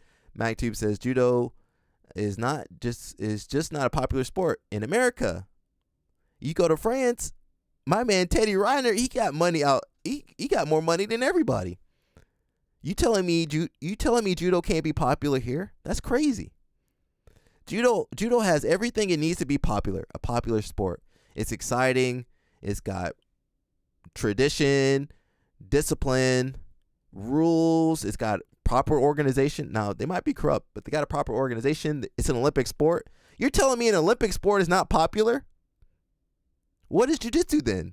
We're never going to be in the Olympics. We're popular though, but we're never going to be in the Olympics. Judo is a popular sport. It's just it's been so mishandled in America. You go to other countries, they love judo. Judo be on TV. Teddy Reiner got more money than all. He for sure got more money than all the jiu-jitsu people. He got more money than all the jiu-jitsu and the judo people in America. Maybe if someone created a league with weight divisions and promoted it, but it doesn't exist because USA Judo won't allow that to exist. Now, if you don't train, but Travis Stevens used to do jiu-jitsu tournaments, and at that time he was getting so big that jiu-jitsu people were like, "Man, we got to start training judo now." But then USA Judo said, "We're gonna kick you out, Travis, if you keep competing. You can't do the Olympics," so he had to stop. But imagine if Travis Stevens kept doing jiu-jitsu. Man, you could have got more people. I think it would be easy to get jiu-jitsu people into judo programs. Now, they would have to work with us. They would have to work with us, but I think you got a whole segment of people. There's so many people in jiu-jitsu that want to learn judo. Yeah, a ton of people in jiu-jitsu want to learn judo. What's Kayla Harrison doing right now?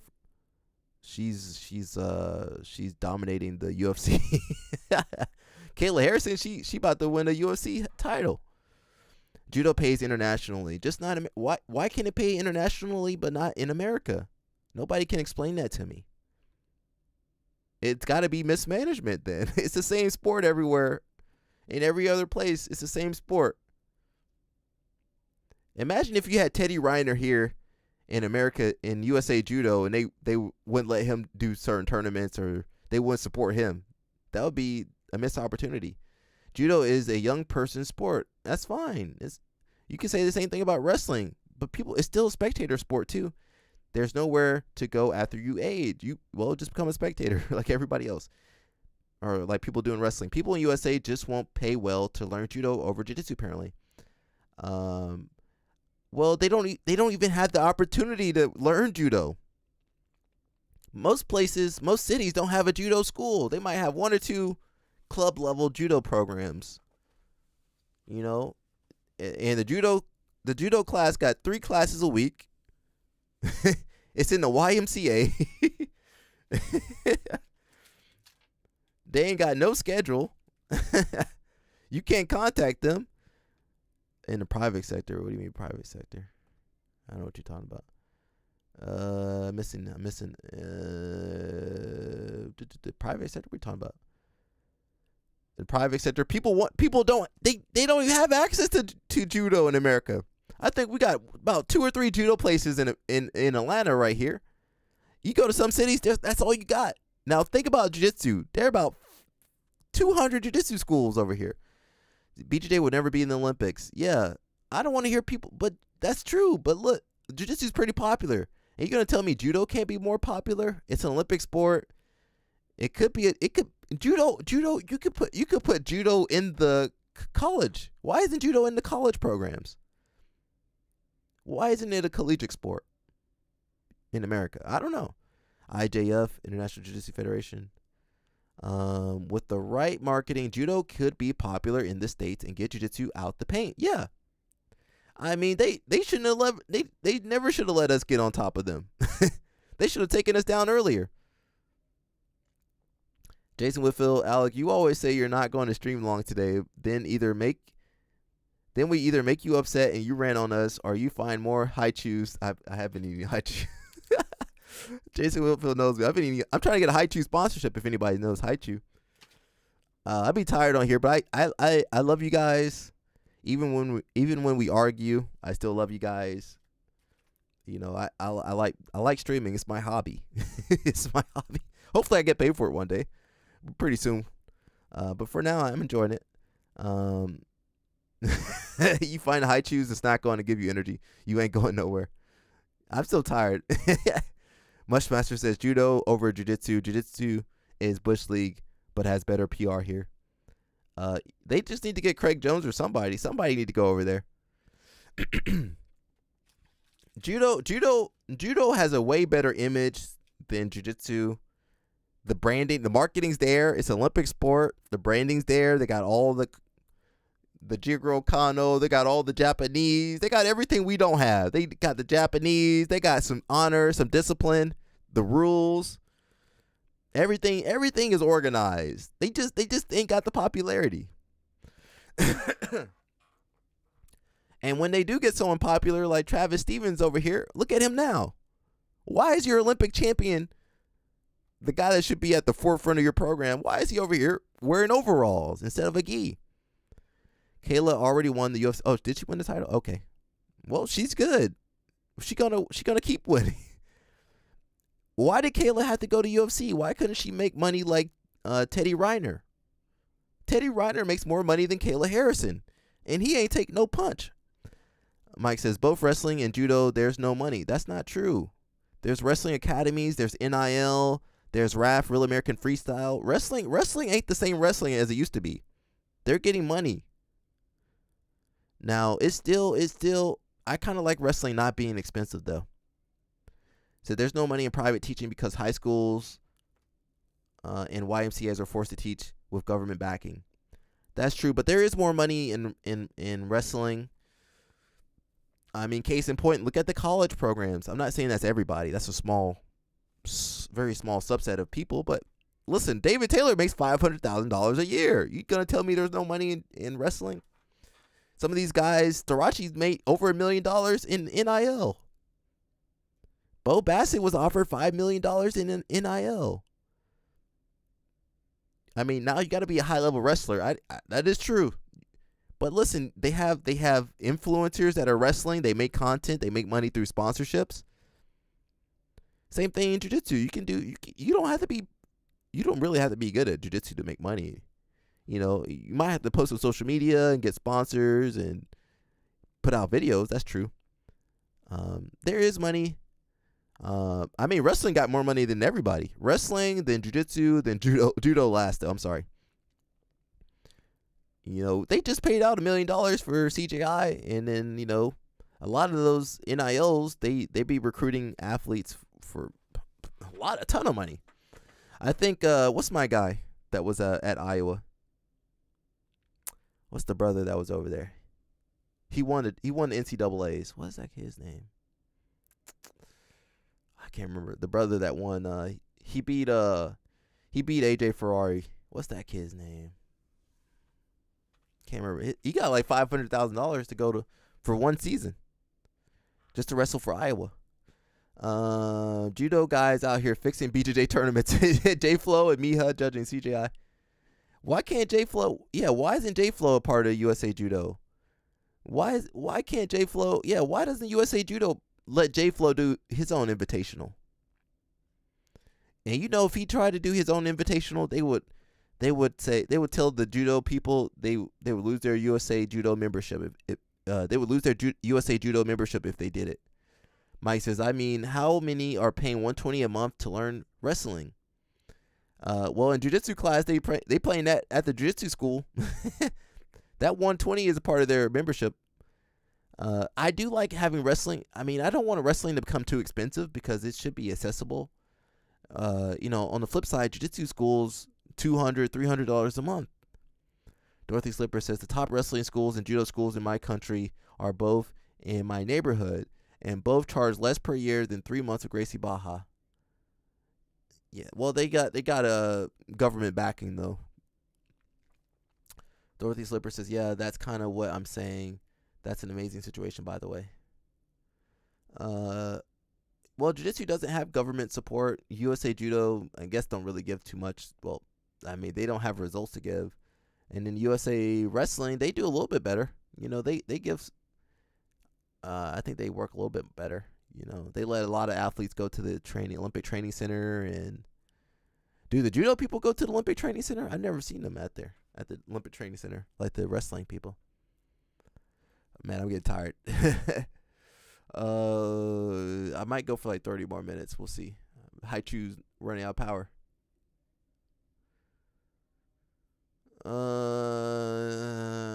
It says, yeah, that's what means by sport being in the Olympics harms the sport for private schools and non-government.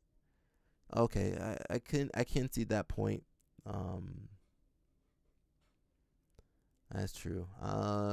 I just I see the model for jiu-jitsu programs that have a judo, or judo programs that have jiu-jitsu programs. Case in point, I would study like Colton Brown. He has a really good setup. Can I pull that up? I'm not gonna pull it up. If you want to look it up, Colton Brown, he has a really good setup where he has he's mostly judo. That's his focus, but he has a really good jiu-jitsu program.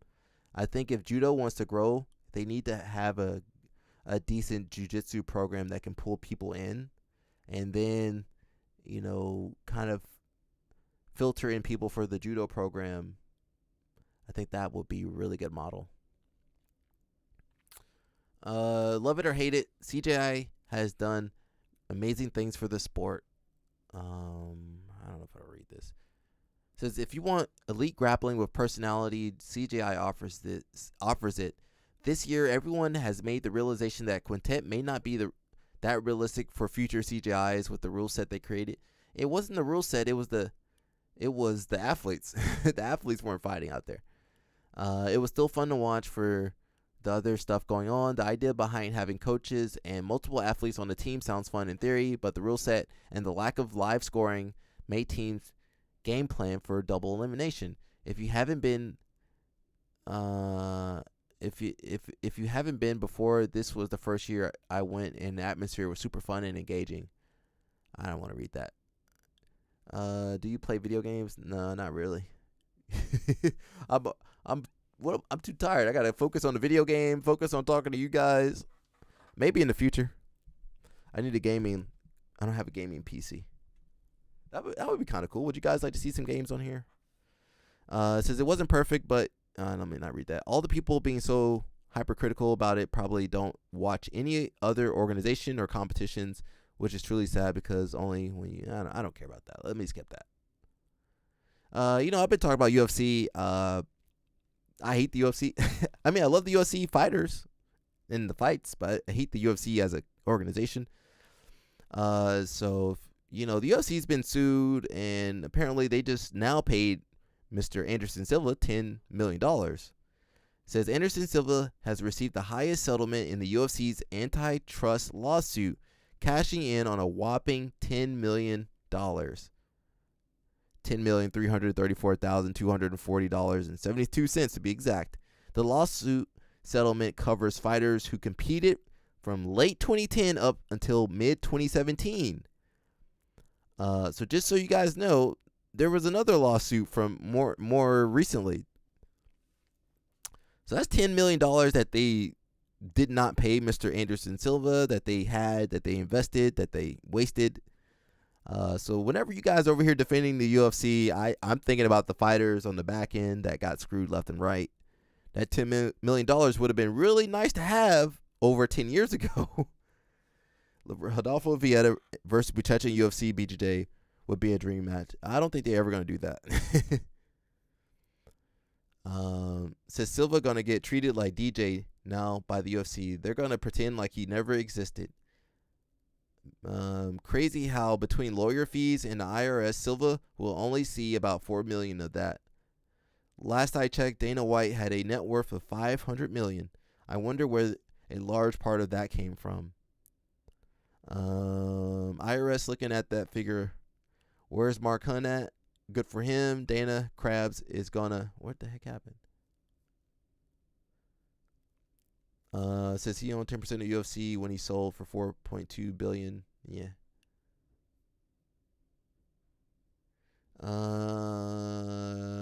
It says relax, little man. UFC owes Hunt millions also. Was it Hunt that started the class action lawsuit over his bout where his opponent tested positive for PEDs and he wanted the total purse? I think it was Brock Lesnar.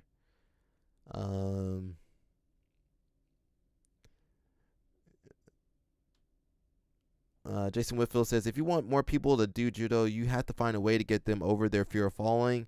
Adults already have a big fear of getting injured. Now you tell them to go fall over and over. I mean, judo is going to be more marketed to the youth, the kids, and I think for adults, you got to make sure you got the good crash pads. You know, you can't go hard. You just, you know how we have masters divisions in jiu-jitsu. You just got to be honest with people. Hey, we're really not going to be sparring too hard. I'm going to throw you on the crash pad. We're going to learn just the basic techniques and stuff and lead the sparring to the kids, basically, the hard sparring, or the people that want to get high-level judo. I think that's the only way to do it. Otherwise, people will get injured. Someone says, I wonder how much GSP got. Sad that they have to sue because Dana White keeps most of their money for his pay. Should have gave him $50 million. Bro made the UFC billions. The UFC doesn't give AF about their fighters. That's what I've been saying. One of the reasons is not letting fighters have their personal sponsors on their gear. The UFC makes millions of these fights. $50K for a bonus after a fight is BS. Should be way more than that. Anderson Silva received the highest payout from the UFC antitrust lawsuit because his compensation was calculated to include 37.2% of his total fight earnings during the class period and a fixed amount per fight, which when combined in the largest payout to the fighter, approximately $10.3 million. His long and successful career, which included a record 10 consecutive title defenses, he probably should have made more than that, and numerous high-profile fights contributed significantly to his high total fight earnings, leading to the maximum payout in the settlement. Here's a breakdown of why Silva received the largest share. So that just means they underpaid him a lot. So whenever you guys are defending the UFC, I just think about that.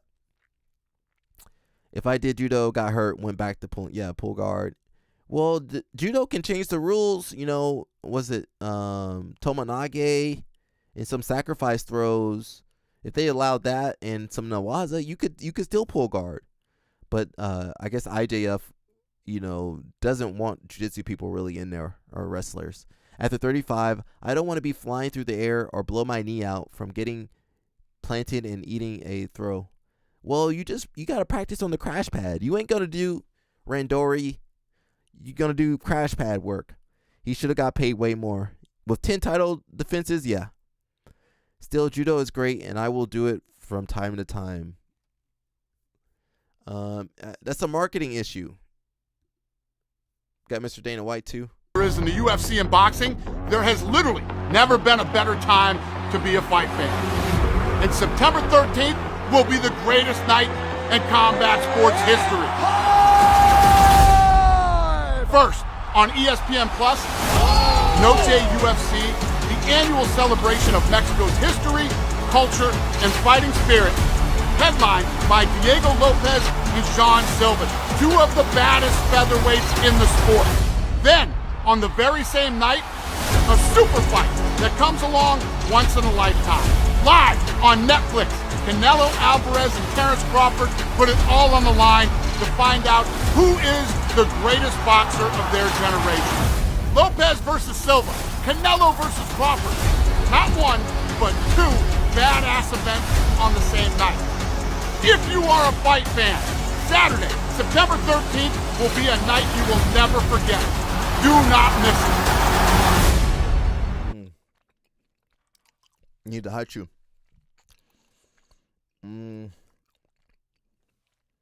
UFC bought Strikeforce and screwed my contract up. So yeah, UFC bought WC, Strikeforce, took all the athletes, and then killed those brands. So, whenever you supporting the UFC or UFC BJJ, just remember that might happen. What if UFC bought Flow Grappling and put them out of business, or bought CJI and put them out of business, and bought whoever else and put them out of business? Is that what you guys want to see? UFC could buy all those companies and put them out of business, and then all you got is UFC BJJ. UFC could pay off IBJJF. They might. All right, Carlos Gracie, here's $20 million. Give us the IBJJF. Mush Master says there's a whole veteran circuit for judo with old dudes. That's true. Okay. I think you were talking about people starting kind of old though. Not people that are old that are already good at judo, but like 35-year-old dudes. I could be wrong though. Who is more corrupt, the IOC or UFC? I mean IOC for sure. IOC be killing people. IOC. What's the other one? What's the soccer thing? The World Cup? Yeah, IOC and World Cup, they're a little bit more evil than UFC. They global. People be dying building those Olympic stadiums. Countries be bankrupt. Cities be bankrupt. Populations decimated and moved. Mushmaster says UFC no shade is hilarious because Dana is a Trump crotch sniffer. Yeah, and then they quick to make some money off the Hispanic people. Now, they don't want you in their country, though. But they'll make some money off of you. That's terrible. I find it interesting that Terrence Crawford and Canelo are going to make more money. They for sure going to make more money than all the UFC fighters. They're going to make more money than all the people fighting on the Noche UFC card. They're going to make more money than all those guys and for their whole career, all added up together in one night. So you're going to see some disparity over here. You're going to see some UFC fighters 10 and 10, 12, 10 and 12, 12 and 12. And then you got some dude over here making $100 million. And you over there, you ain't, you can't afford peanuts. I'm not saying, well, they're on a different card, but they're still fighters. And some of them UFC fighters could beat up Terrence Crawford and Canelo. Now, they're not going to ever get $100 million in the UFC.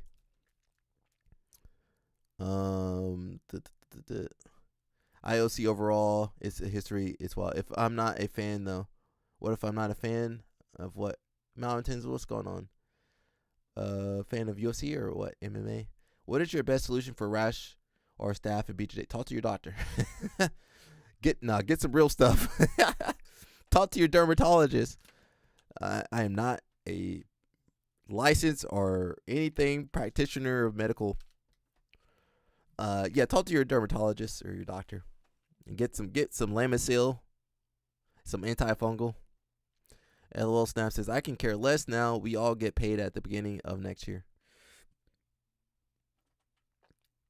FIFA. Oh, FIFA. Yeah, FIFA corrupt too.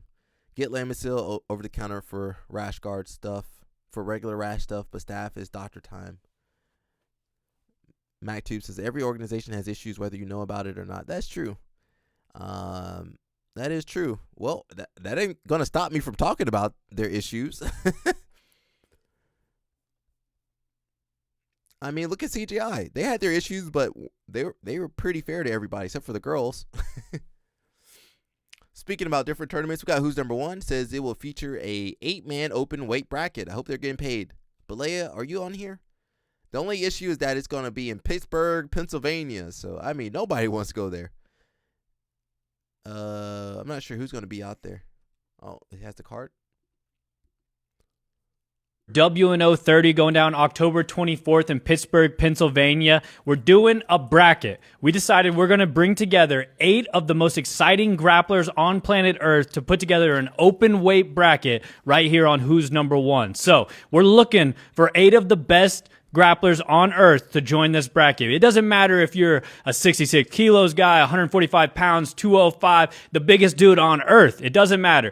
Drop some comments, tag your favorite grappler, let us know who we should put in this open weight bracket. Like I said, October 24th, WNO 30 is going to be an open weight bracket featuring 8 of the best grapplers on earth. So drop your comments down below. Let us know who you want to see in this bracket. We got big news to announce for WNO 30 going down October 24th in Pittsburgh, Pennsylvania. We're doing a bracket. We decided we're going to bring together 8 of the most exciting grapplers on planet Earth to put together an open weight bracket right here on Who's Number One. So we're looking for 8 of the best grapplers on earth to join this bracket. It doesn't matter if you're a 66 kilos guy, 145 pounds, 205, the biggest dude on earth. It doesn't matter. Drop some comments, tag your favorite grappler, let us know who we should put in this open weight bracket. Like I said, October 24th. All right, we'll see who goes. I was texting a little bit. We'll see who goes on there. I don't like open weight, but whatever. It should be fun. Roberto Jimenez should have been doing CGI, but I don't know what happened there. Pittsburgh is dope. Year-round Halloween bars. Okay, I ain't going. I still ain't going. I still ain't going though. So weight classes aren't a thing anymore. Thanks CGI. Yeah. Well, CGI had weight classes, but they just didn't match up. Be cool if they had tournaments 66 and 88. Okay, that would be cool. Like a featherweight open and a middleweight open. That would be cool. Eddie Bravo had a hilarious video about how to cure staph. I mean, I don't trust him curing staph or knowing about geography or how much they paying. They failed to mention that. That's true. Balea? Where's Balea at? He signed a NDA, non-disclosure agreement, so he can't tell us nothing. Put some zeros for how much money they're gonna make. I would hope at least 5 to 10K, maybe 20,000. We'll see. Roberto was actually Nicky Rod's replacement. He bought a ticket, but Nicky Rod didn't drop out. Nicky Ryan paid him back just for the ticket. Didn't pay him for his time or anything. Just paid him a ticket. I'll pay him a little bit of money. I would have paid him like $5,000 or something. Here you go, man. Thanks for coming out almost. Eddie Bravo says staff is flatworm. I don't listen to Eddie Bravo. Eddie Bravo, have you guys Eddie Bravo, have you guys suffering in the hospital listening to him? We've got CGI post CGI women's no-gi pound for pound ranking. So remember, this is all arbitrary. As much as I like the flow grappling, this is pretty arbitrary. They got Helena Crevara number 1, Fionn Davies number 2, Adele number 3, 4 Sarah Gaval. That can't be right. 5 is Anna Carolina, 6 Rafaela Guedes. How is Sarah and Adele, or how is Sarah and Helena ranked higher than Brianna St. Marie? Maya Bastos, who's the smallest girl ever, she's number 8. Elizabeth Clay. That don't make no sense. And Natalie De Jesus. So remember, this is just what they throw up. There's no real ranking there. Floyd Mayweather and Mike Tyson set for exhibition bout in 2026. I really don't want to see Mike out there. In his old age. I don't want to see him out there. I don't want to see him out there in his old age, but it should be a cool exhibition. I want to see these guys get paid.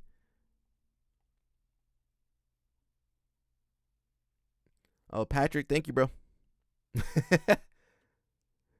Thank you, bro. Thank you, Patrick T. Thank you. Appreciate the tip. Yeah. I want to see these guys get paid. I don't want to see anybody get hurt. I did want to see Tyson. Tyson said he got paid off by was it Jake Paul or whichever Paul brother he was fighting. So we'll see what happens. Tyson 59, former undisputed heavyweight champion, said he initially thought the matchup would never happen. I mean, why would it? Floyd said yes, this fight is as unpredictable as it gets. So they both might make $100 million on this fight. So while my UFC dudes over there struggling to make $100,000, thank you, bro. Appreciate you, man. While my UFC dudes are struggling to make $100, these guys gonna make $100 million. Lordy needs to stop. Yeah, it should be. This one should be a real exhibition. I mean, there's no way Floyd can knock out Mike. And I think hopefully Mike will be pretty chill. Says, any chance I get to see Floyd lose, even if it's slim? Nah, I don't think so. Like it says again, Gabby should have been in top 5, but they sleep on her. They had a couple of Brazilian girls on there, but they didn't have Gabrielle on there. She gonna be on there soon. Don't worry. You know what? She's good enough to beat the brakes off everybody. So, how tall is Mike? I didn't say. At least 5'10", 5'8", 5'9", something like that. I don't know. He might be a little bit taller than Floyd. We got Alliance Huntington Beach. So, you know, when LOL Snap said he don't want no kids or no girls in his program, I'm thinking all the best schools in the world, they trying to get as many students as possible. So let's check them out. Ready or not, here we come. Rise for the rulers. I can't play that music. That's the school in Huntington Beach. You see, it's all fancy. That costs money. You guys, this guy's really good. He's not the American guy, not the Brazilian guy. They said you need at least 2 mats, and depending on he said you need to invest in your shower. So look, they're gonna have a lot of showers. Can we find their website?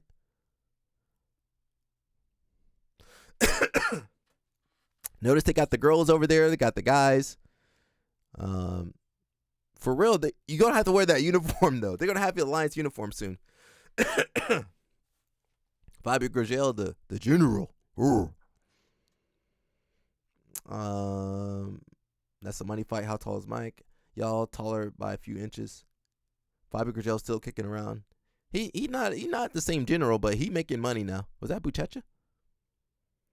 I want to see how many bathrooms they got, but they for sure got more than 3 bathrooms compared to Kingsway.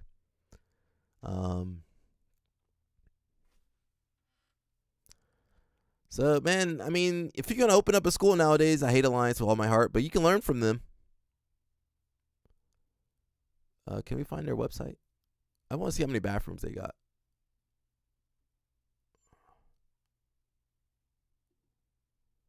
How many bathrooms you guys got? We're actually going to, this is going to be the entrance lobby area. We're actually going to make this entire massive area behind me the mats. It's going to be over 4,200 square feet of mat space. The facility itself is 7,344 square feet. We are anchored by 2 pretty well-known tenants. You may have heard of them. Target on one side and CVS on the other in the same plaza. What do you think? Like it? Come on. This mat space is going to be gigantic. There's a 20-foot ceiling. Oh boy. But I'm still dropping. They used to hate, now they plea copping. I'm in the lab or they bar hopping. Got what I wanted. That music got me. Yeah, it's cool to study this stuff, if you're going to build something out. I just want to see how many bathrooms they got. God dang. I can't find it. I don't know. They don't have a website? Oh my God. I guess they don't. Anyway, put a lot of bathrooms in there, people.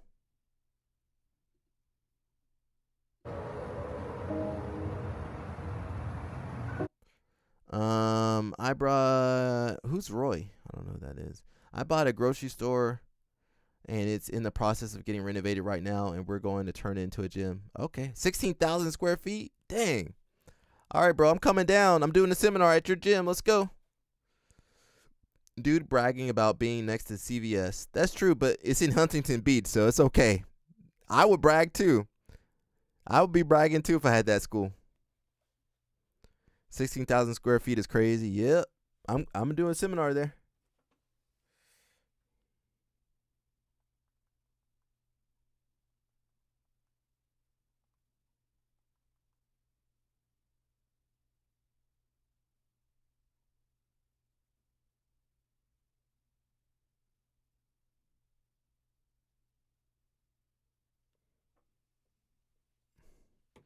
Says you hate Alliance with all your heart. That's pretty hard. Did you ever tell us why? Who? LOL Snap. I don't hate Alliance. I just Roy Jones. Yeah, Roy Jones. He gonna be the next fight. I don't hate Alliance. Maybe LOL Snap does. Well, I've been definitely done dirty by Alliance. You know, I learned a lot of life lessons at Alliance that I take with me. And you know, I appreciate the good times and I remember the bad times, and it's all good with me.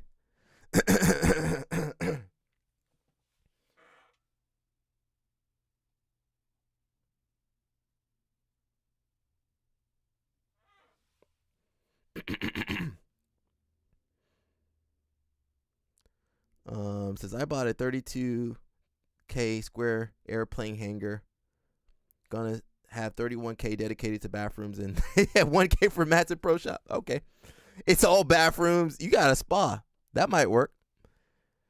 I mean, honestly, I think, yeah, well, you know, LOL Snap got 16,000 square feet. I think if you did like a LA Fitness, kind of Lifetime Fitness, have all the equipment out there and then have a little mat area, you know, a little area for the mat, you know.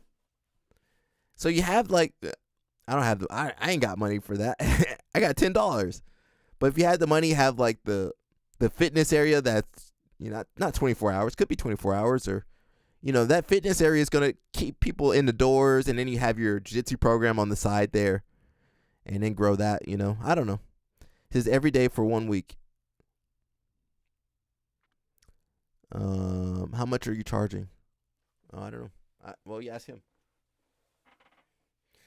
My boy Yuri's over here messaging me. Yuri, I'm live streaming, bro.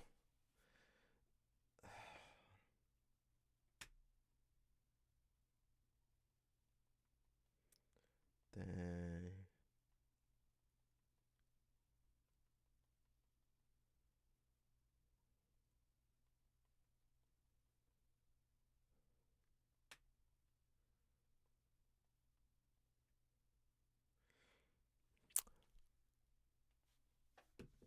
Says the property tax for Kingsway Gym gotta be huge though. They'll probably get a lot of memberships. It doesn't seem like they had too many people at Kingsway. Just yeah, I mean it's a new school.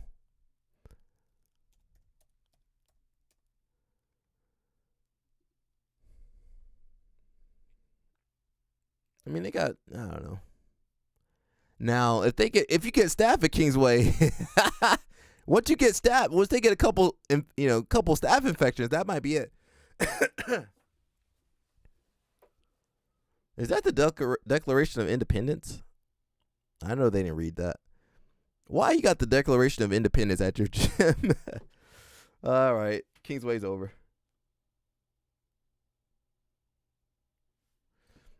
This is going to do seminar with different people every day for a week. Oh, awesome! Roberto's gonna be there. Who else going to be there? Raul Jimenez going to be there. I'm going to be there. Who else going to be there? Dorothy Slipper says, how come everybody got all these gyms, but not one has a dry sauna? Yeah, ain't got no sauna. Ain't got no bathroom. Where's the toilets at? How many toilets they got? We are going to have kids daycare for when people are training. We are going to have this swimming pool, a nutritionist on staff. Awesome, bro. I can't wait to see it. Former UFC champion Conor McGregor declares Irish presidential bid. Who knows? I ain't gonna spend time on that. Bo Nickel versus Vieta, Madison Square Garden, November 15th. All right, that might be. I might need to go to that one. That might be pretty good. I'm tired. You guys can tell I'm tired. Where's my ladies at? Where my ladies at? We talk about the girls on here respectfully. They said menstrual cycle explained on the mats. Now you're part. Should I read this or should I skip over? I'm gonna read it. We gotta learn about the girls. I'm actually might skip over it. What are they talking about? Hey Kendall, what's up, girl? What's up, ladies? Hey, how you ladies doing over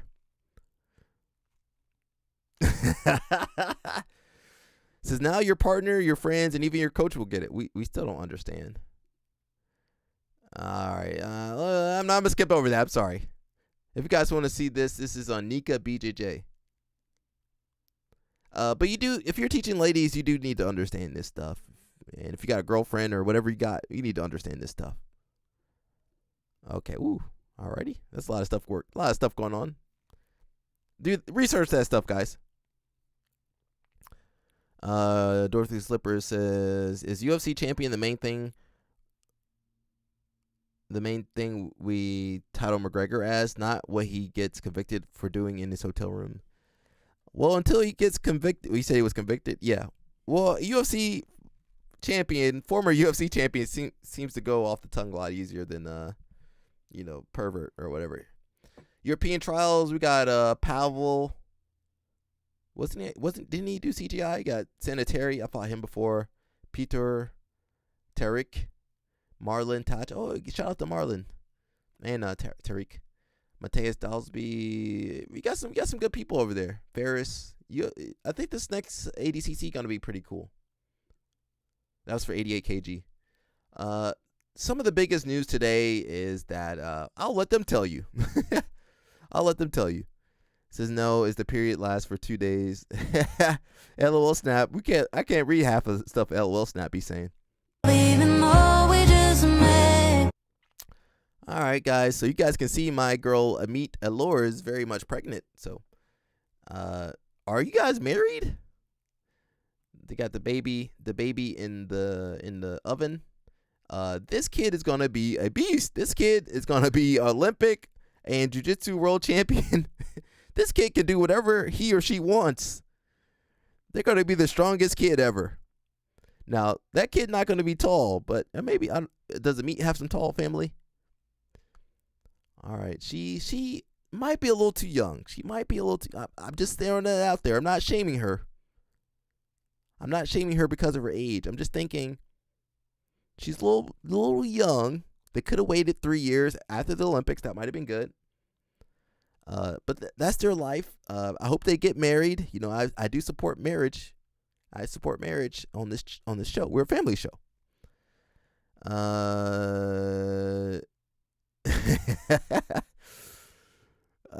Says their kid's gonna get into judo, so prep his tool belt for when he hits 20. Oh, nah. He got to do wrestling. Hopefully he does wrestling. Screw jiu-jitsu at that point. When you come down here, when the gym opens, I'm going to have a spot for streaming and podcasts. You definitely have to. Yeah, I'll be in there streaming. But shout out to these two kids. They're still kids to me. They said, I'm not just training. I'm also growing a tiny teammate. Nah, don't say that.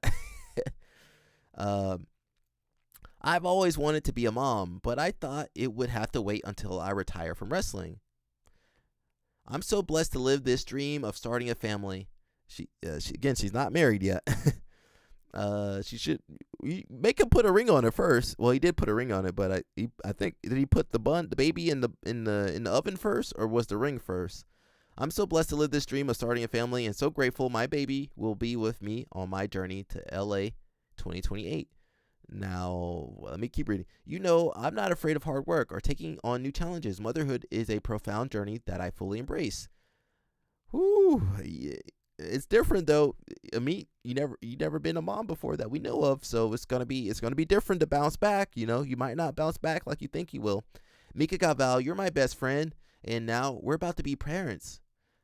She didn't say husband though. I can't wait to meet our mini us and see you become the best dad. I hope our baby will be healthy, loved, safe, and full of wonder. I will do everything in my power for our baby and to achieve my next Olympic dream. The best is yet to come. I think they're a little too young. I think they are a little too young. Who keeps messaging me? She probably should have waited. She's what, 19 or 20? She probably could have waited till after the Olympics and then, got that out of your system, got the Olympics out of your system, and then you start your family. There's a lot that comes with parenthood, and I think she might be underestimating all the stress. You ain't never prepared for a tournament with a kid screaming, hungry, can't sleep. woo. I don't have any kids that I know of, knock on wood. But man, all the people I know with kids, you know, it's rough. She thinks she's gonna just do the Olympics like she did before, and there's gonna be in 3 years, there's gonna be some better girls than last time. So we'll see. I think she should have waited on this. She also should have got married first before this. But what do I know? I'm old school. Sometimes, you know, for sure, LOL Snap might be a misogynist, but I might be a misogynist by association. I wish they had waited, and I wish she had got married. I don't even know Mika Gaval's legal status. Can he live in America? Or are they going to move to Brazil? Is he going to convert to Judaism? What the heck is going on?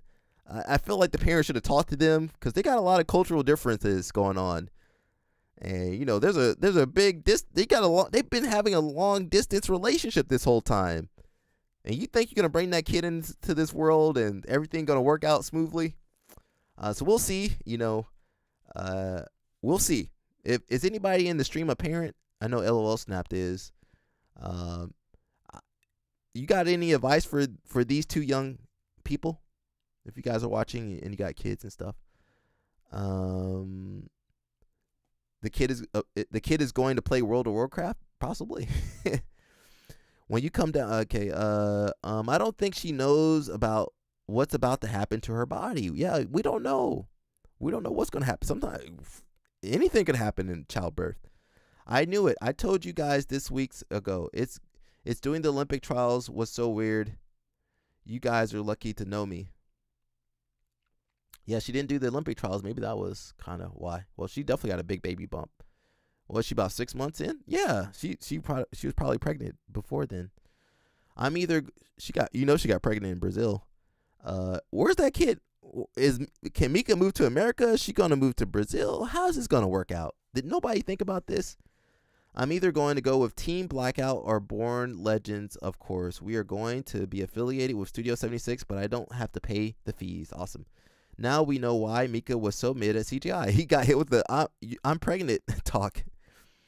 She probably moody and morning sickness. He ain't sleeping. He can't even compete right. And then when the baby's born and she's like, Mika, you gotta watch the kid so I can get ready for my tournament. Says email to get ready for that child support is coming. How they gonna charge him child support in Brazil? He doesn't have to convert. The baby is Jewish because it's a marital religion. Yeah, but if they're married, isn't he gonna have to convert? I don't know too many Jewish people that gonna. Well, maybe there might be a couple. I think you got to convert. If you married, you're gonna have to convert. Yeah, how you gonna be together in the different? Well, maybe you could have different religions. I think they got a lot of differences that they didn't think through. I can see a lot of things not working out already. The long distance, cultural differences. He's Brazilian, she's American. Religious differences. I think he's Catholic and she's Jewish. They got a lot of stuff. They got a lot of stuff to work out. And they ain't got no life experience, people. My advice for him is to get ready for child support. It's coming. LOL Snap. Speaking from experience, Patrick T says, what grinds Alec gears? 1, UFC fighter pay. 2, number of showers at BJJ schools. 3, out of wedlock procreation. Yeah, you got me. Patrick T, thank you, bro. We're a family channel. I keep saying that. I'm hoping the best for these two kids. They are kids. What do I know?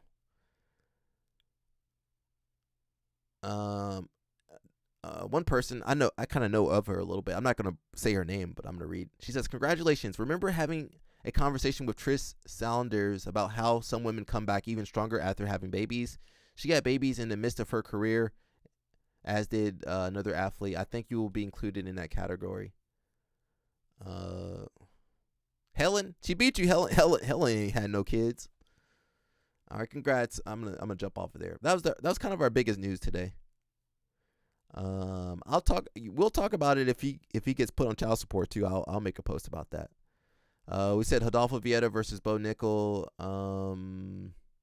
So it says, I know this is not an MMA form, but since we're talking about one of the best representatives of BJJ in MMA, against another great grappler, I think it's deserved. It will be the same card as Islam versus Jade AM. So we might have a good night of grappling. I hope their fight doesn't turn into a striking contest. Probably will. With Rodolfo's recent move to fighting nerds. Is that a gym? I'm waiting to see if he'll look to grapple Bo or if he'll be trying to keep the fight on the feet. I don't really want to see a BJJ guy versus a wrestler. That's kind of a waste of our time to see. My parents were Sanitari and Paulo Mayombe. Sanitaria and Paulo Mayombe plus Jewish, no converting and no problems. Okay, well, all right, Dorothy Slippers, baby Mika might turn out like you then. We'll see. Mike says, to be fair, I was complaining about showers just as much. I'm telling you, it's a peak future to be able to shower post training. Yeah. Yeah. And when you get them showers, we're gonna talk about showers, but people be in them things forever.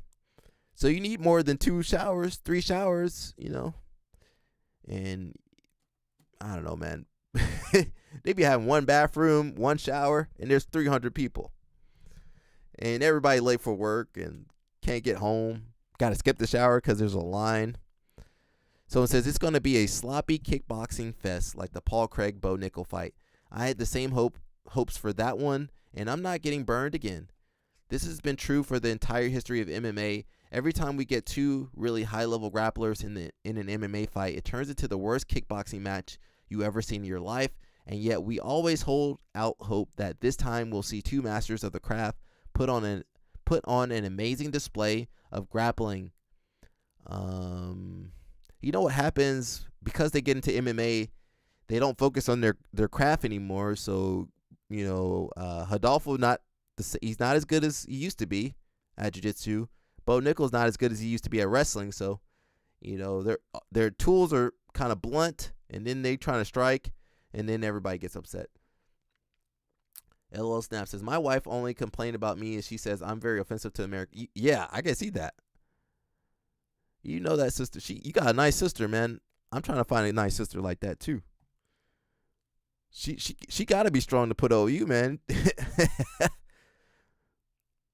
Rodolfo has very little chance. His striking and most importantly cardio aren't good enough to be a threat to finish Bo. RV loses by Brazilian gas tank. Really hope it's a grappling match because if it's anything like Bo Nickel versus Paul Craig, 2 grapplers striking, it's going to be bad. Dana's got to get Bo back on the hype train. Rodolfo won't be able to take him down. Bo might take him down, so Rodolfo's best bet is to create scrambles on the ground, get a reversal or sweep, and stay on top. Bo's game plan will probably be to gas Rodolfo out and get the win there from there via decision or finish it if the opportunity arises. Bo doesn't wrestle versus grapplers. Bo needs to redeem himself here. He looked completely lost against RDR, and you can tell he was way out of his depth as far as experience and skill level. I don't know. He's been hyped up. I don't know if they don't have him go hard in sparring or what. He almost shied away from being hit and didn't know what to do when RDR was connecting. Bo has a lot to prove still, but now we know RDR is really good. No one would have expected Bo to hang with Robert Whitaker, nor would he have. RDR was really being slept on going into the Bo fight. Hindsight 2020. So while Bo was outclassed, it said more about RDR to me. Rodolfo was the best grappler in the world in 2011. Hodger retired in 2010, and the assumption was that Bernardo Fria would step up as the new best in the world. He and Rodolfo competed in weight and open weight finals at Pan Am's in 2011, and Rodolfo beat him both. Rodolfo really beat Bernardo. We might have to watch that match. Rodolfo then won Worlds 2011. Let's watch 2011 Rodolfo. He then won Worlds weight and open weight that year and looked unstoppable. Little did we know that the young guy he tapped out in Worlds semifinals in 2011 would come back twice as good in 2012. How did he come back twice as good in 2012, 1 year later? How did Buchecha get so good after 1 year? So he would come back in 2012 and take the title from him and keep that title for the next decade. The young guy was Buchecha, and their 2012 open weight semifinal match is the greatest of all time. So let's watch. We might watch a match or two. Let's see. Gives my voice a break. You know, originally we started watching matches on this live stream. It wasn't about talking about drama and crap, you know. We weren't talking about no drama on here. Ooh, that's kind of cool. I'm going to click on that later. One of my goals is to, I'll tell you, do like a trip across America in a camper or something with my boy Jeff, and maybe do seminars and stuff. So hopefully we make some money on this stream. Can go take this stream across America.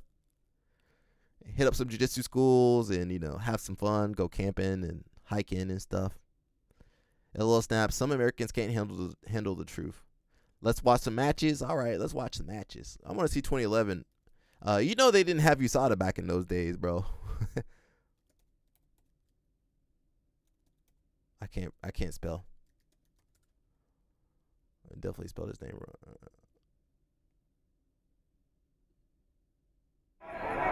You want to watch? You guys know Sergio Moraes used to fight UFC. Let's watch. You want to see Buchecha? I really want to see Bernardo Faria. Let's watch Bernardo Faria. Let's watch Bernardo Faria, and then we'll watch maybe versus Buchecha from 2011. I don't know if we'll watch the 2012 fight. Maybe we'll say that for later. All right, guys, get comfortable. What we're going to probably see is Bernardo trying to sit quicker than Rodolfo can Koichi him. Going to try to foot sweep him, I imagine, and Bernardo is going to shove himself into the deep half guard. Here it goes. Huge honor today. We're going to watch me versus Rodolfo. It was a good match. And I thought I was going to play heavy guard. You know, he got his shoulder on my face. Man, this looks different. I never fought someone like Rodolfo ever in my life. So he's already Shout out to Bernardo, man. We love him. Gonna start taking the lapel out. Now his game got shut down in this match. An underhook, though. That's bad news for Bernardo. That is bad news. Yeah, bad news. He's looking for the lapel. You guys know Bernardo has his lapel game. Giving it to the right hand. I ain't got no more high chews, guys. I'm running out of energy, man. I ain't got no more energy. Crossface probably doesn't feel too looking good. for the quarter. I mean, as long as he quarter mount. Crossface and that pressure on the far side. And that shoulder pressure, Bernardo you know, that's some real pressure right there. Yeah, he can. I mean, he can. Yeah, he can move. He's got to feed the grip under. Just like you just did. Yeah, but that's not what he wants. Because Adolfo's he's got to feed the left hand Faria under. From doing what he wants to do. But you guys can't see. Rodolfo's bringing his foot in the crook of his hip, so he's going to try to pull that leg out. Try to pull him over to Henry Akin hating half guard somewhere right. I mean, Henry Akin will get smashed by Bernardo Faria. It's not gonna. That lapel grip isn't gonna really make too much of a difference. But yeah, he's got the underhook. Bernardo can sweep you from here still, but because Adolfo wants to roll him to the other hip. If you guys notice, Adolfo has the Marcelo Garcia in action patch. So Marcelo used to pay people just to wear his patch. Now he's got. It didn't matter what team you were on. There he goes. He's got his head free. Bernardo sitting up, looking to maybe make that grip exchange under. Position. He wants to get underneath that leg. You know, Rodolfo's making his grips. He can't break those grips. You see the grip on his sleeve. He just trying his best to make his grip. He does win whatever gold medal there is for persistence. Yeah. You know. And this is the finals for their weight class, I believe. He's looking for that grip, but Rodolfo is not letting him really move. So he's basically pinned, a side pin here on his shoulder. So, yeah, that's pretty frustrating. Michael Lange is coaching over there for Bernardo Faria, but trying to bump. Unofficially, there's one man in the front row of the opposite side of the stadium standing, and that's Fabio Gurgel.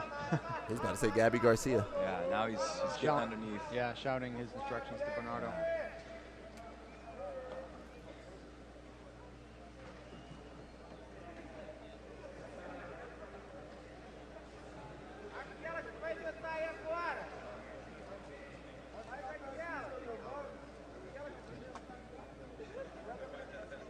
Three minutes in.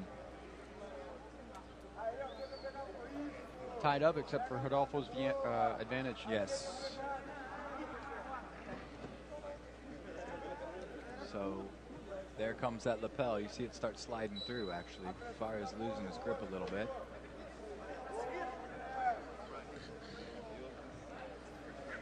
All right, my man got pinned over here, man. Rodolfo has planted himself. My man got pinned. Good cross. Yeah. Oh, pressure here. Nice under. and my homeboy fought Rodolfo before when he was brown belt slayer. Or he used to be the black belt slayer. Up the floor a little bit.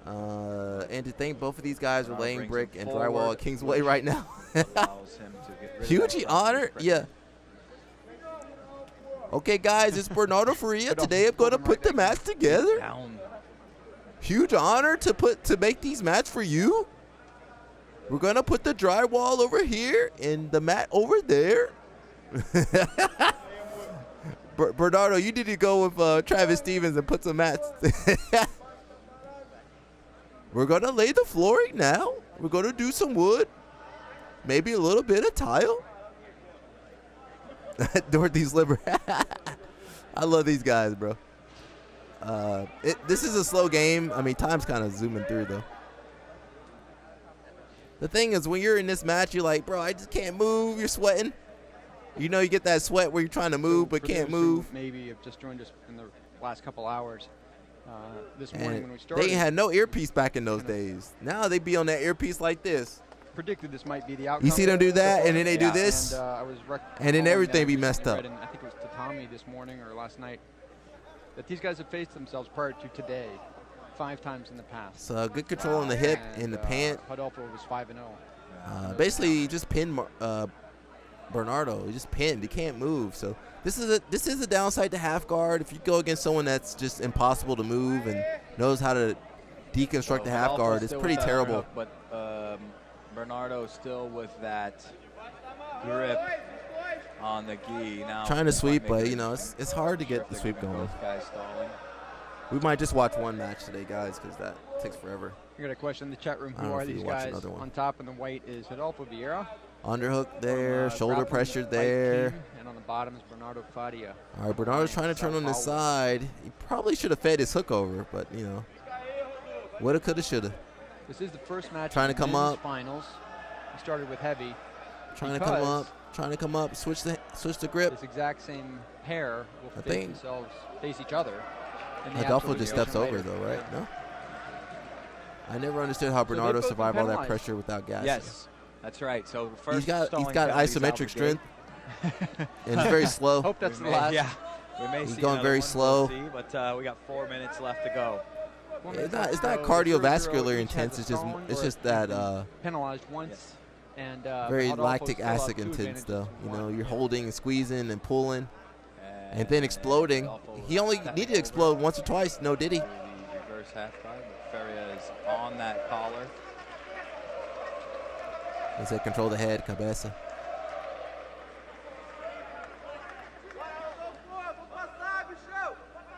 Controlling the arm, probably going to try to sweep backwards.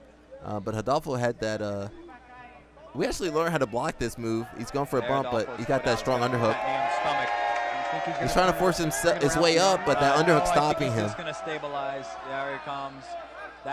Get the leg off. Get the leg off. Turn is two-stop.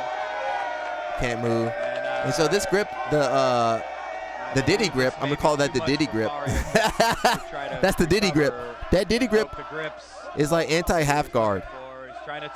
That Diddy grip is very powerful. The arm between the legs. The Diddy grip, I like that. I'm going to call that that. Pretty commanding.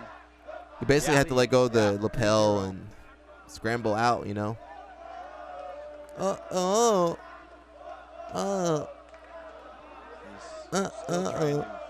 If you go to Worlds, they do these chants, you know, in Portuguese. I forgot all of them. Faria still looks like he's insistent on turning.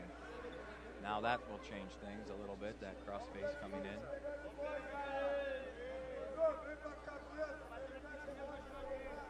Yeah, my man got passed. That's basically it, bro. P. Diddy passed and IB did. Yep.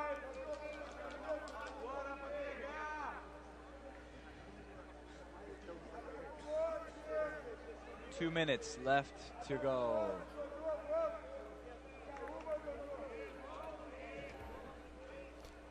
I mean, Rodolfo was the best grappler in 2011 for sure. Now, there was no USADA back in those days. Next, let's watch Hodger versus Eduardo Tellez 25, maybe 30 seconds. Howdy, catching the stream late before I train. Awesome.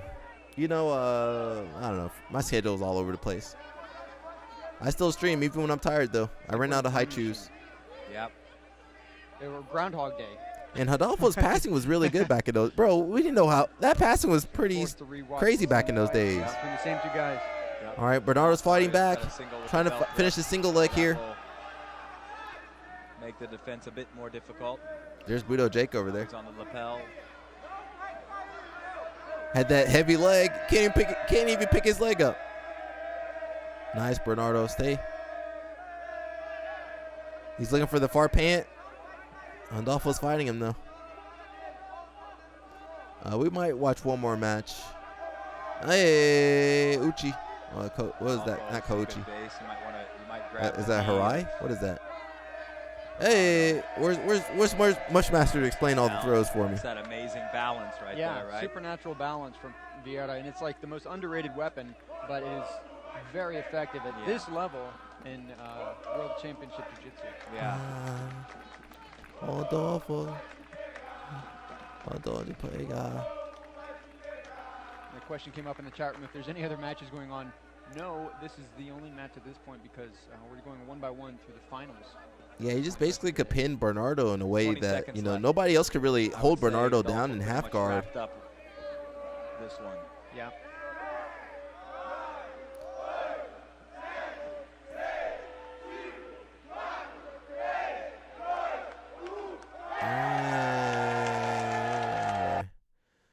Someone mentioned another match. Dorothy Slippers, you better slip some money my way, bro. Otherwise, I'm gonna skip that one. We might, maybe next time we'll look at that. Yeah, that was 10 minutes. 10 minutes is long enough. Let me get to some stories too. I don't know if I'm gonna hang out too much longer. About to hit 3 hours soon. This is Cassia Mora. If you guys remember, she fought UFC BJJ. She might be doing it again. Remember she beat the other girl? What's the other girl she fought? I can't remember.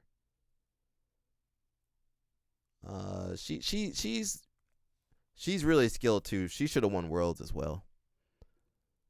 They got her like number 10. Okay, she's number 10. We'll see how she. Oh shoot! I mean, I can like it. She okay. Anyway, she definitely gonna win Worlds next year.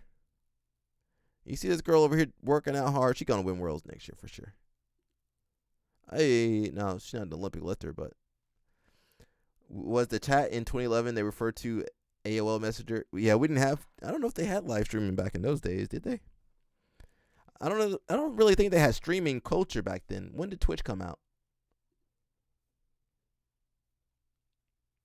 You know, The Rock lost a lot of weight. I'm too tired to care.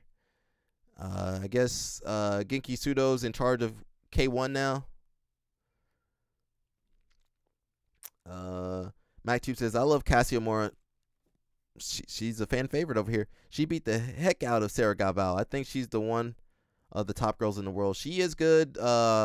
She should have won Worlds this year, but she had she fought a tough girl and got a bad call. So we did talk about Amit and Mika having a baby. Someone says, proof that a few test cycles won't have you shooting blanks forever. That's funny. Kids probably conceived off a test cycle. That's why Mika looked off. He was on Clomid, which actually increases your sperm count. This guy counts sperm. Someone says, I can't count that high. They put my wife on a cycle of Clomid for her fertility treatment. I don't think guys are supposed to be on Clomid, but apparently you can use that for fertility treatment. Says that's like the correct or on-label use for Clomid, right? I literally only hear about it in the context of PEDs. So sometimes it's easy to forget that there's a proper medical use too. It stimulates ovulation because it's an estrogen blocker, and yes, it increases your testosterone levels. It's a female fertility drug, so I guess it's not a male fertility drug, unless you mean increasing testosterone helps fertility. If you guys don't remember, Clomid is what they caught my man Mika Gaval for back when he was fighting Ty Rotullo. As if Mika wasn't already jacked enough, now he has access to dad strength. He's going to be crunching out instructionals. Oh, for sure. Gotta pay for diapers and baby formula. He got a cool $200K to hold him over until the kid is old enough for their own sponsors. That kid gonna get a sponsor next week.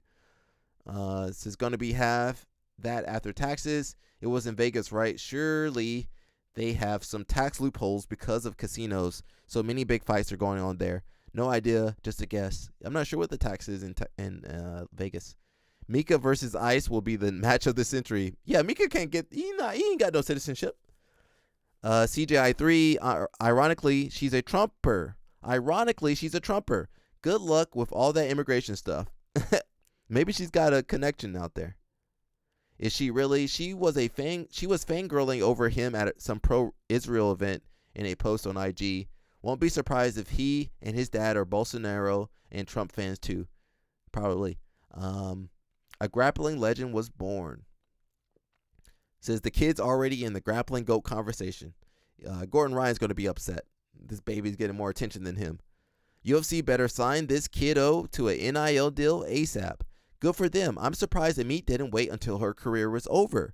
But I guess she's already accomplished her dream. Besides, since she is so young, she can likely bounce back quickly and perhaps even be ready for the next Olympics. Maybe.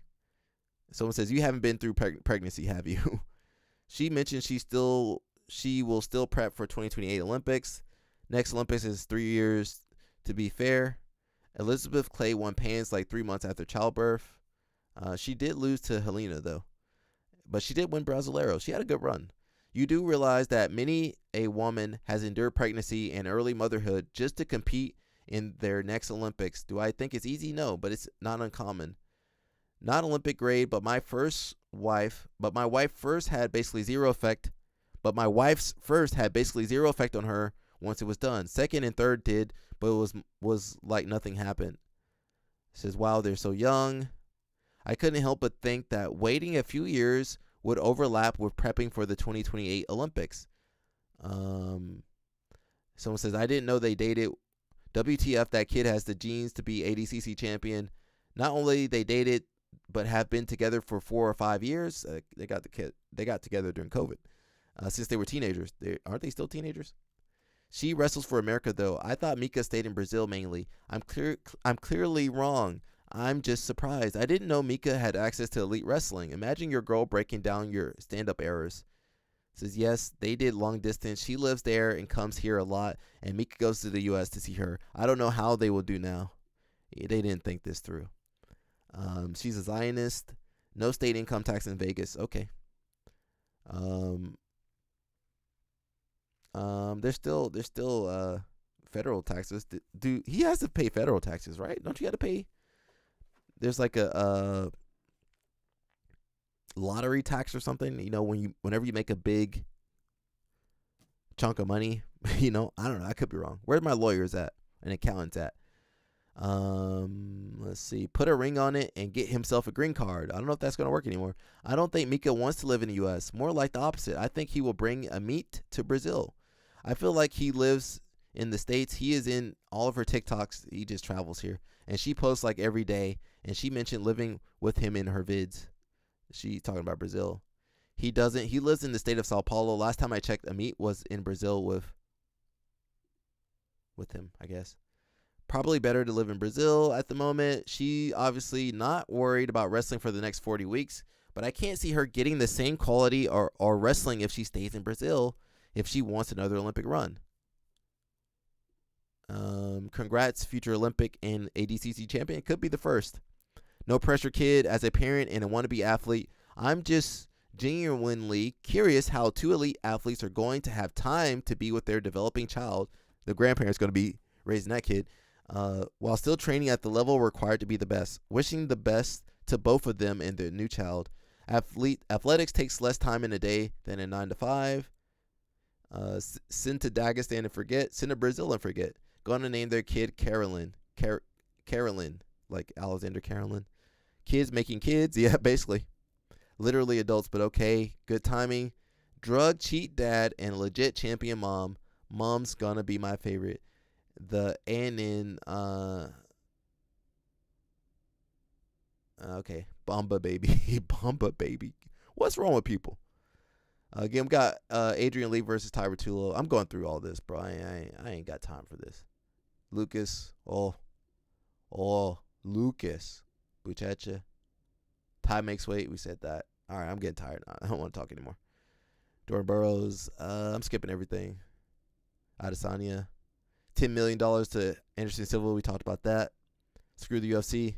Nogi Pants in New York. Fair Fight Organization. Brandon Reed. We don't care what he thinks right now. He did good. Brandon Reed, you did better than I thought. Brandon Reed, I'm sorry for calling you out. You proved that you belong there. Now, you ain't got no back defense. I don't know why they didn't work no back defense with you. You a big boy. You should have been able to defend your back fairly easily by turning. Just turn, bro. Now, Pat Downey, I was happy with every wrestler out there except for Pat Downey. Pat Downey didn't need to be out there. He did not need to be out there. Brandon Reed did way better. Brandon Reed did way better than Pat Downey. Even though Pat Downey did draw. He did have a draw match.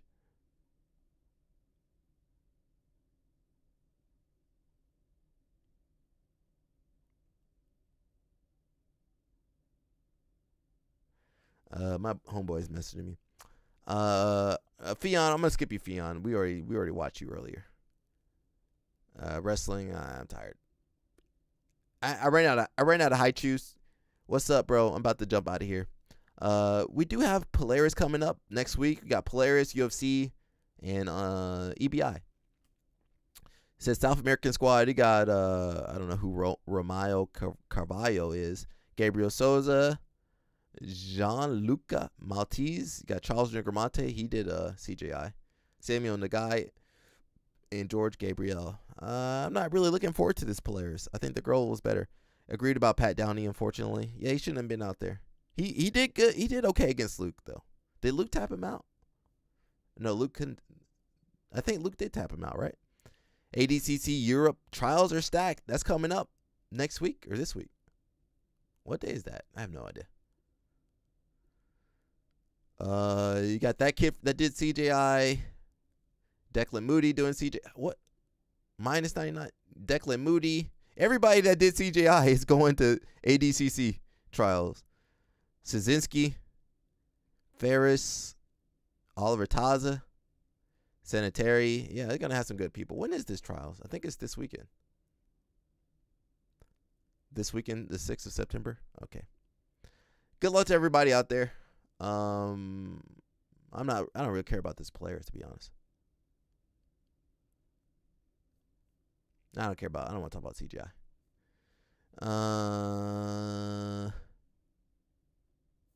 Let me read this post real fast. That might be it.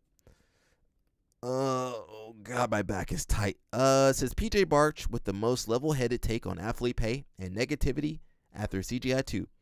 I mostly try and focus on what I can control. I love controversy and talking points, but the entitlement, negativity, and short-sightedness of fans, you guys, maybe me too. I love CGI. And athletes alike at times in jiu-jitsu goes too far. ADCC went from empty gymnasiums to T-Mobile Arena. Nobody told them to go T-Mobile Arena. With 10,000 plus fans. Nobody told them to spend $2 million on T-Mobile. Mo built ADCC open for kids and adults. I mean, anybody could have done that. And expanded opportunities. He did do it, though. And expanded opportunities, raised visibility, and created so much. Craig Jones stepped up for athletes, giving out unprecedented paydays and elevated the sport and pay with CGI 1. Meanwhile, fans online try to destroy ADCC. Mo stepped down, and ADCC goes back to Poland. Fast forward a year, Craig and his team worked tirelessly to bring together the best of the world, promote a massive event, and stream it free on YouTube. Only about 1 in 4 matches in a submission or fireworks. Social media blows up with hate for the format, the show, and even no-gi itself. Tons of posts. Gi is better. IBJF is better. A lot of scarcity mindset, but IBJJF knew long ago the business is getting more people training, not chasing spectators. One guy, was that MacTube that said that? Says format matters, but realistically, 95% of athletes will value winning over being exciting. Typically, if it's 1 in 5 athlete or 1 in 5 stylistic matchups that make jiu-jitsu exciting, all arguments for another day. Fans and athletes complain about decisions. Craig pays New Wave. More complaints. Now people want bonuses for the first day. Coaches paid. Women paid. It was free to stream. Everyone wants more money, yet complains it won't stay on YouTube free forever. I get it, but it's free on Flow Grappling, by the way. In the past couple of years, jiu-jitsu opportunities have grown so much. Female and male athletes making 6 to 7 figures in a single weekend. Riff Raff concert at the show. It was a very short concert, by the way. T-Mobile Arena. Masters Worlds had 13,000 competitors. A few years ago, 20K at EBI was life-changing. Jiu-jitsu is growing. Opportunities are at an all-time high, but without gratitude, we poison the very progress we look for. Fans appreciate the effort, and athletes appreciate the platform. A little controversy and competition among organizations is essential, and it's one thing to stand up against greed, but it's another to be so entitled that no one wants to build the platform at all. Is that from PJ Barch? Shout out to PJ Barch. Does he say that? Oh, he did say that. All right. Shout out to PJ Barch. We might read some comments too. That was pretty good, actually. Wait, where is Cassie Moore fighting next? I don't know. Maybe Fight Pass or UFC BJJ or something. I don't know.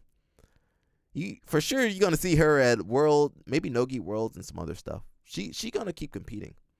Dorothy Slipper says, "Is Craig Jones reading Reddit in his feels? Men needs to grow up." He's right though. Mr. PJ Barch is right. I see people complaining every day. Don't put up no money. Don't put up no time or effort or anything. Just complain about free stuff. So, you guys know I be donating money. Even when I ain't got no money, I be donating money. I'm not saying you guys got to donate money, but, put up or shut up. If you want to see a better show, you put up the money to create a better show then. Or you do something. I'm tired of people complaining. I do complain a little bit, but I'd put up some money too. So I think I get a chance to complain. PJ Barch says, "For better or worse, jiu-jitsu as a sport grew up with the internet. Jiu-jitsu as a sport grew up with the internet. I don't agree with everything Mo or Craig do all the time, but I also don't want to go back to empty gymnasiums and $5 medals." He's talking to you, wrestling. About to say judo. Kendall says, "I agree with everything here. Can you tell you actually went to college?" Yeah, most jiu-jitsu people can't read. Amen. Imagine where it was 25 years ago when I was coming up. Never thought we would make it this far. Keep gratitude first. Perfectly said. Thanks, ChatGPT. Well said. My dog PJ just ate. Well said. Well said. Hand claps. Hand claps. Well said. Well said. People say put something on here. IBJF ain't paying athletes just lining their own pockets. They pay a couple cents. This is exactly why UFC BJJ will take over. UFC does not give a crap about what people say on social media. They just keep going anyway.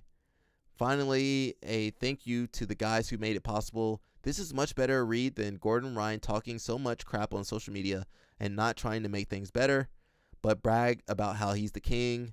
Beggars can't be choosers. Thank God we have someone with the brain. I've seen enough. This is the smartest man in grappling. That's not saying much. I have to both agree and disagree with this post, especially when it comes to women in jiu-jitsu. Yes, the sport has come a long way, and that progress deserves recognition, but that's true of every sport. Acknowledging growth doesn't mean we stop asking for more. Demanding fairness isn't ingratitude. It's a commitment to making things better. Being told to simply accept what's being given can feel like being offered partial rights but still denied something essential. Jiu-jitsu has grown, but it still needs to grow further, and it must be fair, especially for women. I agree that some people voice this in ways that sound dismissive of past progress, and I don't support that approach, but the truth is women in this sport still haven't received what is fair, what should already be fair. Many perspectives have come from people who've benefited from privilege and recognition women haven't equally shared. I don't blame them for their view, but I do hope that they take time to educate themselves and shift perspective. My point isn't to dismiss progress, it's to emphasize that fairness for women in jiu-jitsu is still overdue. She's right. Kudos to you, sister. Craig gives a hand and then people try and take the entire arm. I think we can acknowledge that Craig Jones built a cool event, but we can also acknowledge that he played a huge role in throwing a lot of gasoline on the anti-ADCC and anti-Mo. No, ADCC needed to hear that. They've been paying the same amount this whole time. They needed to hear. They needed some competition, And Mo needed to be humbled, to be honest. If there wasn't legit criticism, this post wouldn't exist. Last year, no one complained. Expectations only rise when the sport grows. It's easy to value being excited over winning when you're a local nobody at Fuji comps, like most of us. At the highest levels, it's like Gary Tonin and maybe a couple other guys. When Craig Jones complained about ADCC, he went there and made his own tournament against all odds. That's real skin in the game. That's what I'm trying to be, like, skin in the game. If people are so upset with the rules and lack of women's pay, Hanato Laranja interviews, etc., then maybe they should do the same. Why not make your own tournament? Why not raise even more money? Yeah, there's no volunteers. I enjoyed CJI, but also don't feel a whole lot of sympathy for Craig. It was Craig leading the charge last year to vilify ADCC. Craig, who intentionally made his event the same day as ADCC to incentivize athletes to pull out of ADCC. So his main event pulling out and people wanting more pay seems like a bit poetic justice. UFC has the right idea to not make it a spectator sport in person. Remove all the hate by not streaming. We're still hating on them. By not streaming all the not straining all the fans who showed up and had to sit for 8 hours in hard seats watching athletes stall for $1 million. I'm a big fan of all of you. I'll be watching the next one. I'll be watching from home next time. All right, guys. That's basically it, bro. I'm exhausted. I'm going to go train tomorrow. I trained today. I'm hoping you people out there go train. Go Friday night training, Friday open mat, Saturday training. Do something, man. For my people that watch the stream and don't train. Go do something. Because it's Fitness Friday. I do want to. I'm gonna. Right now we're still trying to get to 1,000 subscribers on YouTube. We're gonna try to get there. We're at. Let me check the number. I think I lost some subscribers.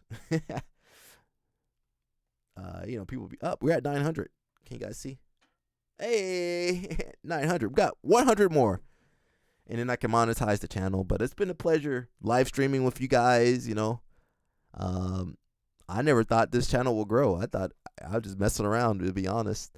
I do have a main channel, with some actual numbers on there. I got a real channel with some numbers, but this channel's been fun. It's been fun interacting with everybody, talking with everybody, munching on high chews while everybody's watching, talking about jiu-jitsu news and whatever else, and watching a little bit of jiu-jitsu. I do want to add more jiu-jitsu to the stream. We'll see what we can do, and hopefully add more guests and do more cool stuff. I'm gonna wait till I hit 1,000. Let me get to 1,000 first before I add any cool stuff. Okay, can we do 1,000? And that's it, guys. If you want to support the channel, you can donate to the Patreon or whatever Cash App. I don't know what I got on here. What you donate or tell people? Just tell people about the live stream. Can you guys just do that? Tell people there's a crazy guy ranting about jiu-jitsu for 3 hours.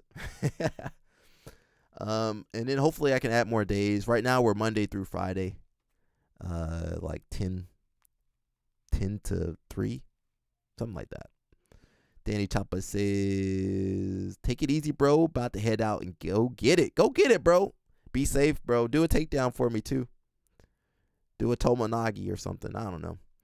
That's it, everybody. Go enjoy your Friday. And I'm hoping you enjoying this live stream. Who else talking about jiu-jitsu for 3 hours? Almost 3 hours. Who else doing that? Who else entertaining you for 3 hours about jiu-jitsu? Nobody. It's all good, man. It's all good. I'll see you guys. I don't know when I'll see you. Probably Monday. That's it, everybody. Stay out of trouble. Stay safe. Take care of your health. Say no to vitamins. Say no to Diddy. Say no to Moneyberg. That's it, man. That's all I can say. I ain't got nothing else for you people. That's it. See you, people. More jiu-jitsu. We'll see. We'll see what we can put on here, man. That jiu-jitsu be boring though sometimes. I gotta talk through the boring parts for you people to keep it interesting. But I love it, man. I love this sport. I love you crazy people online. And I'm gonna try my best to be a representative of this sport, That's it, man. Let me get out of here.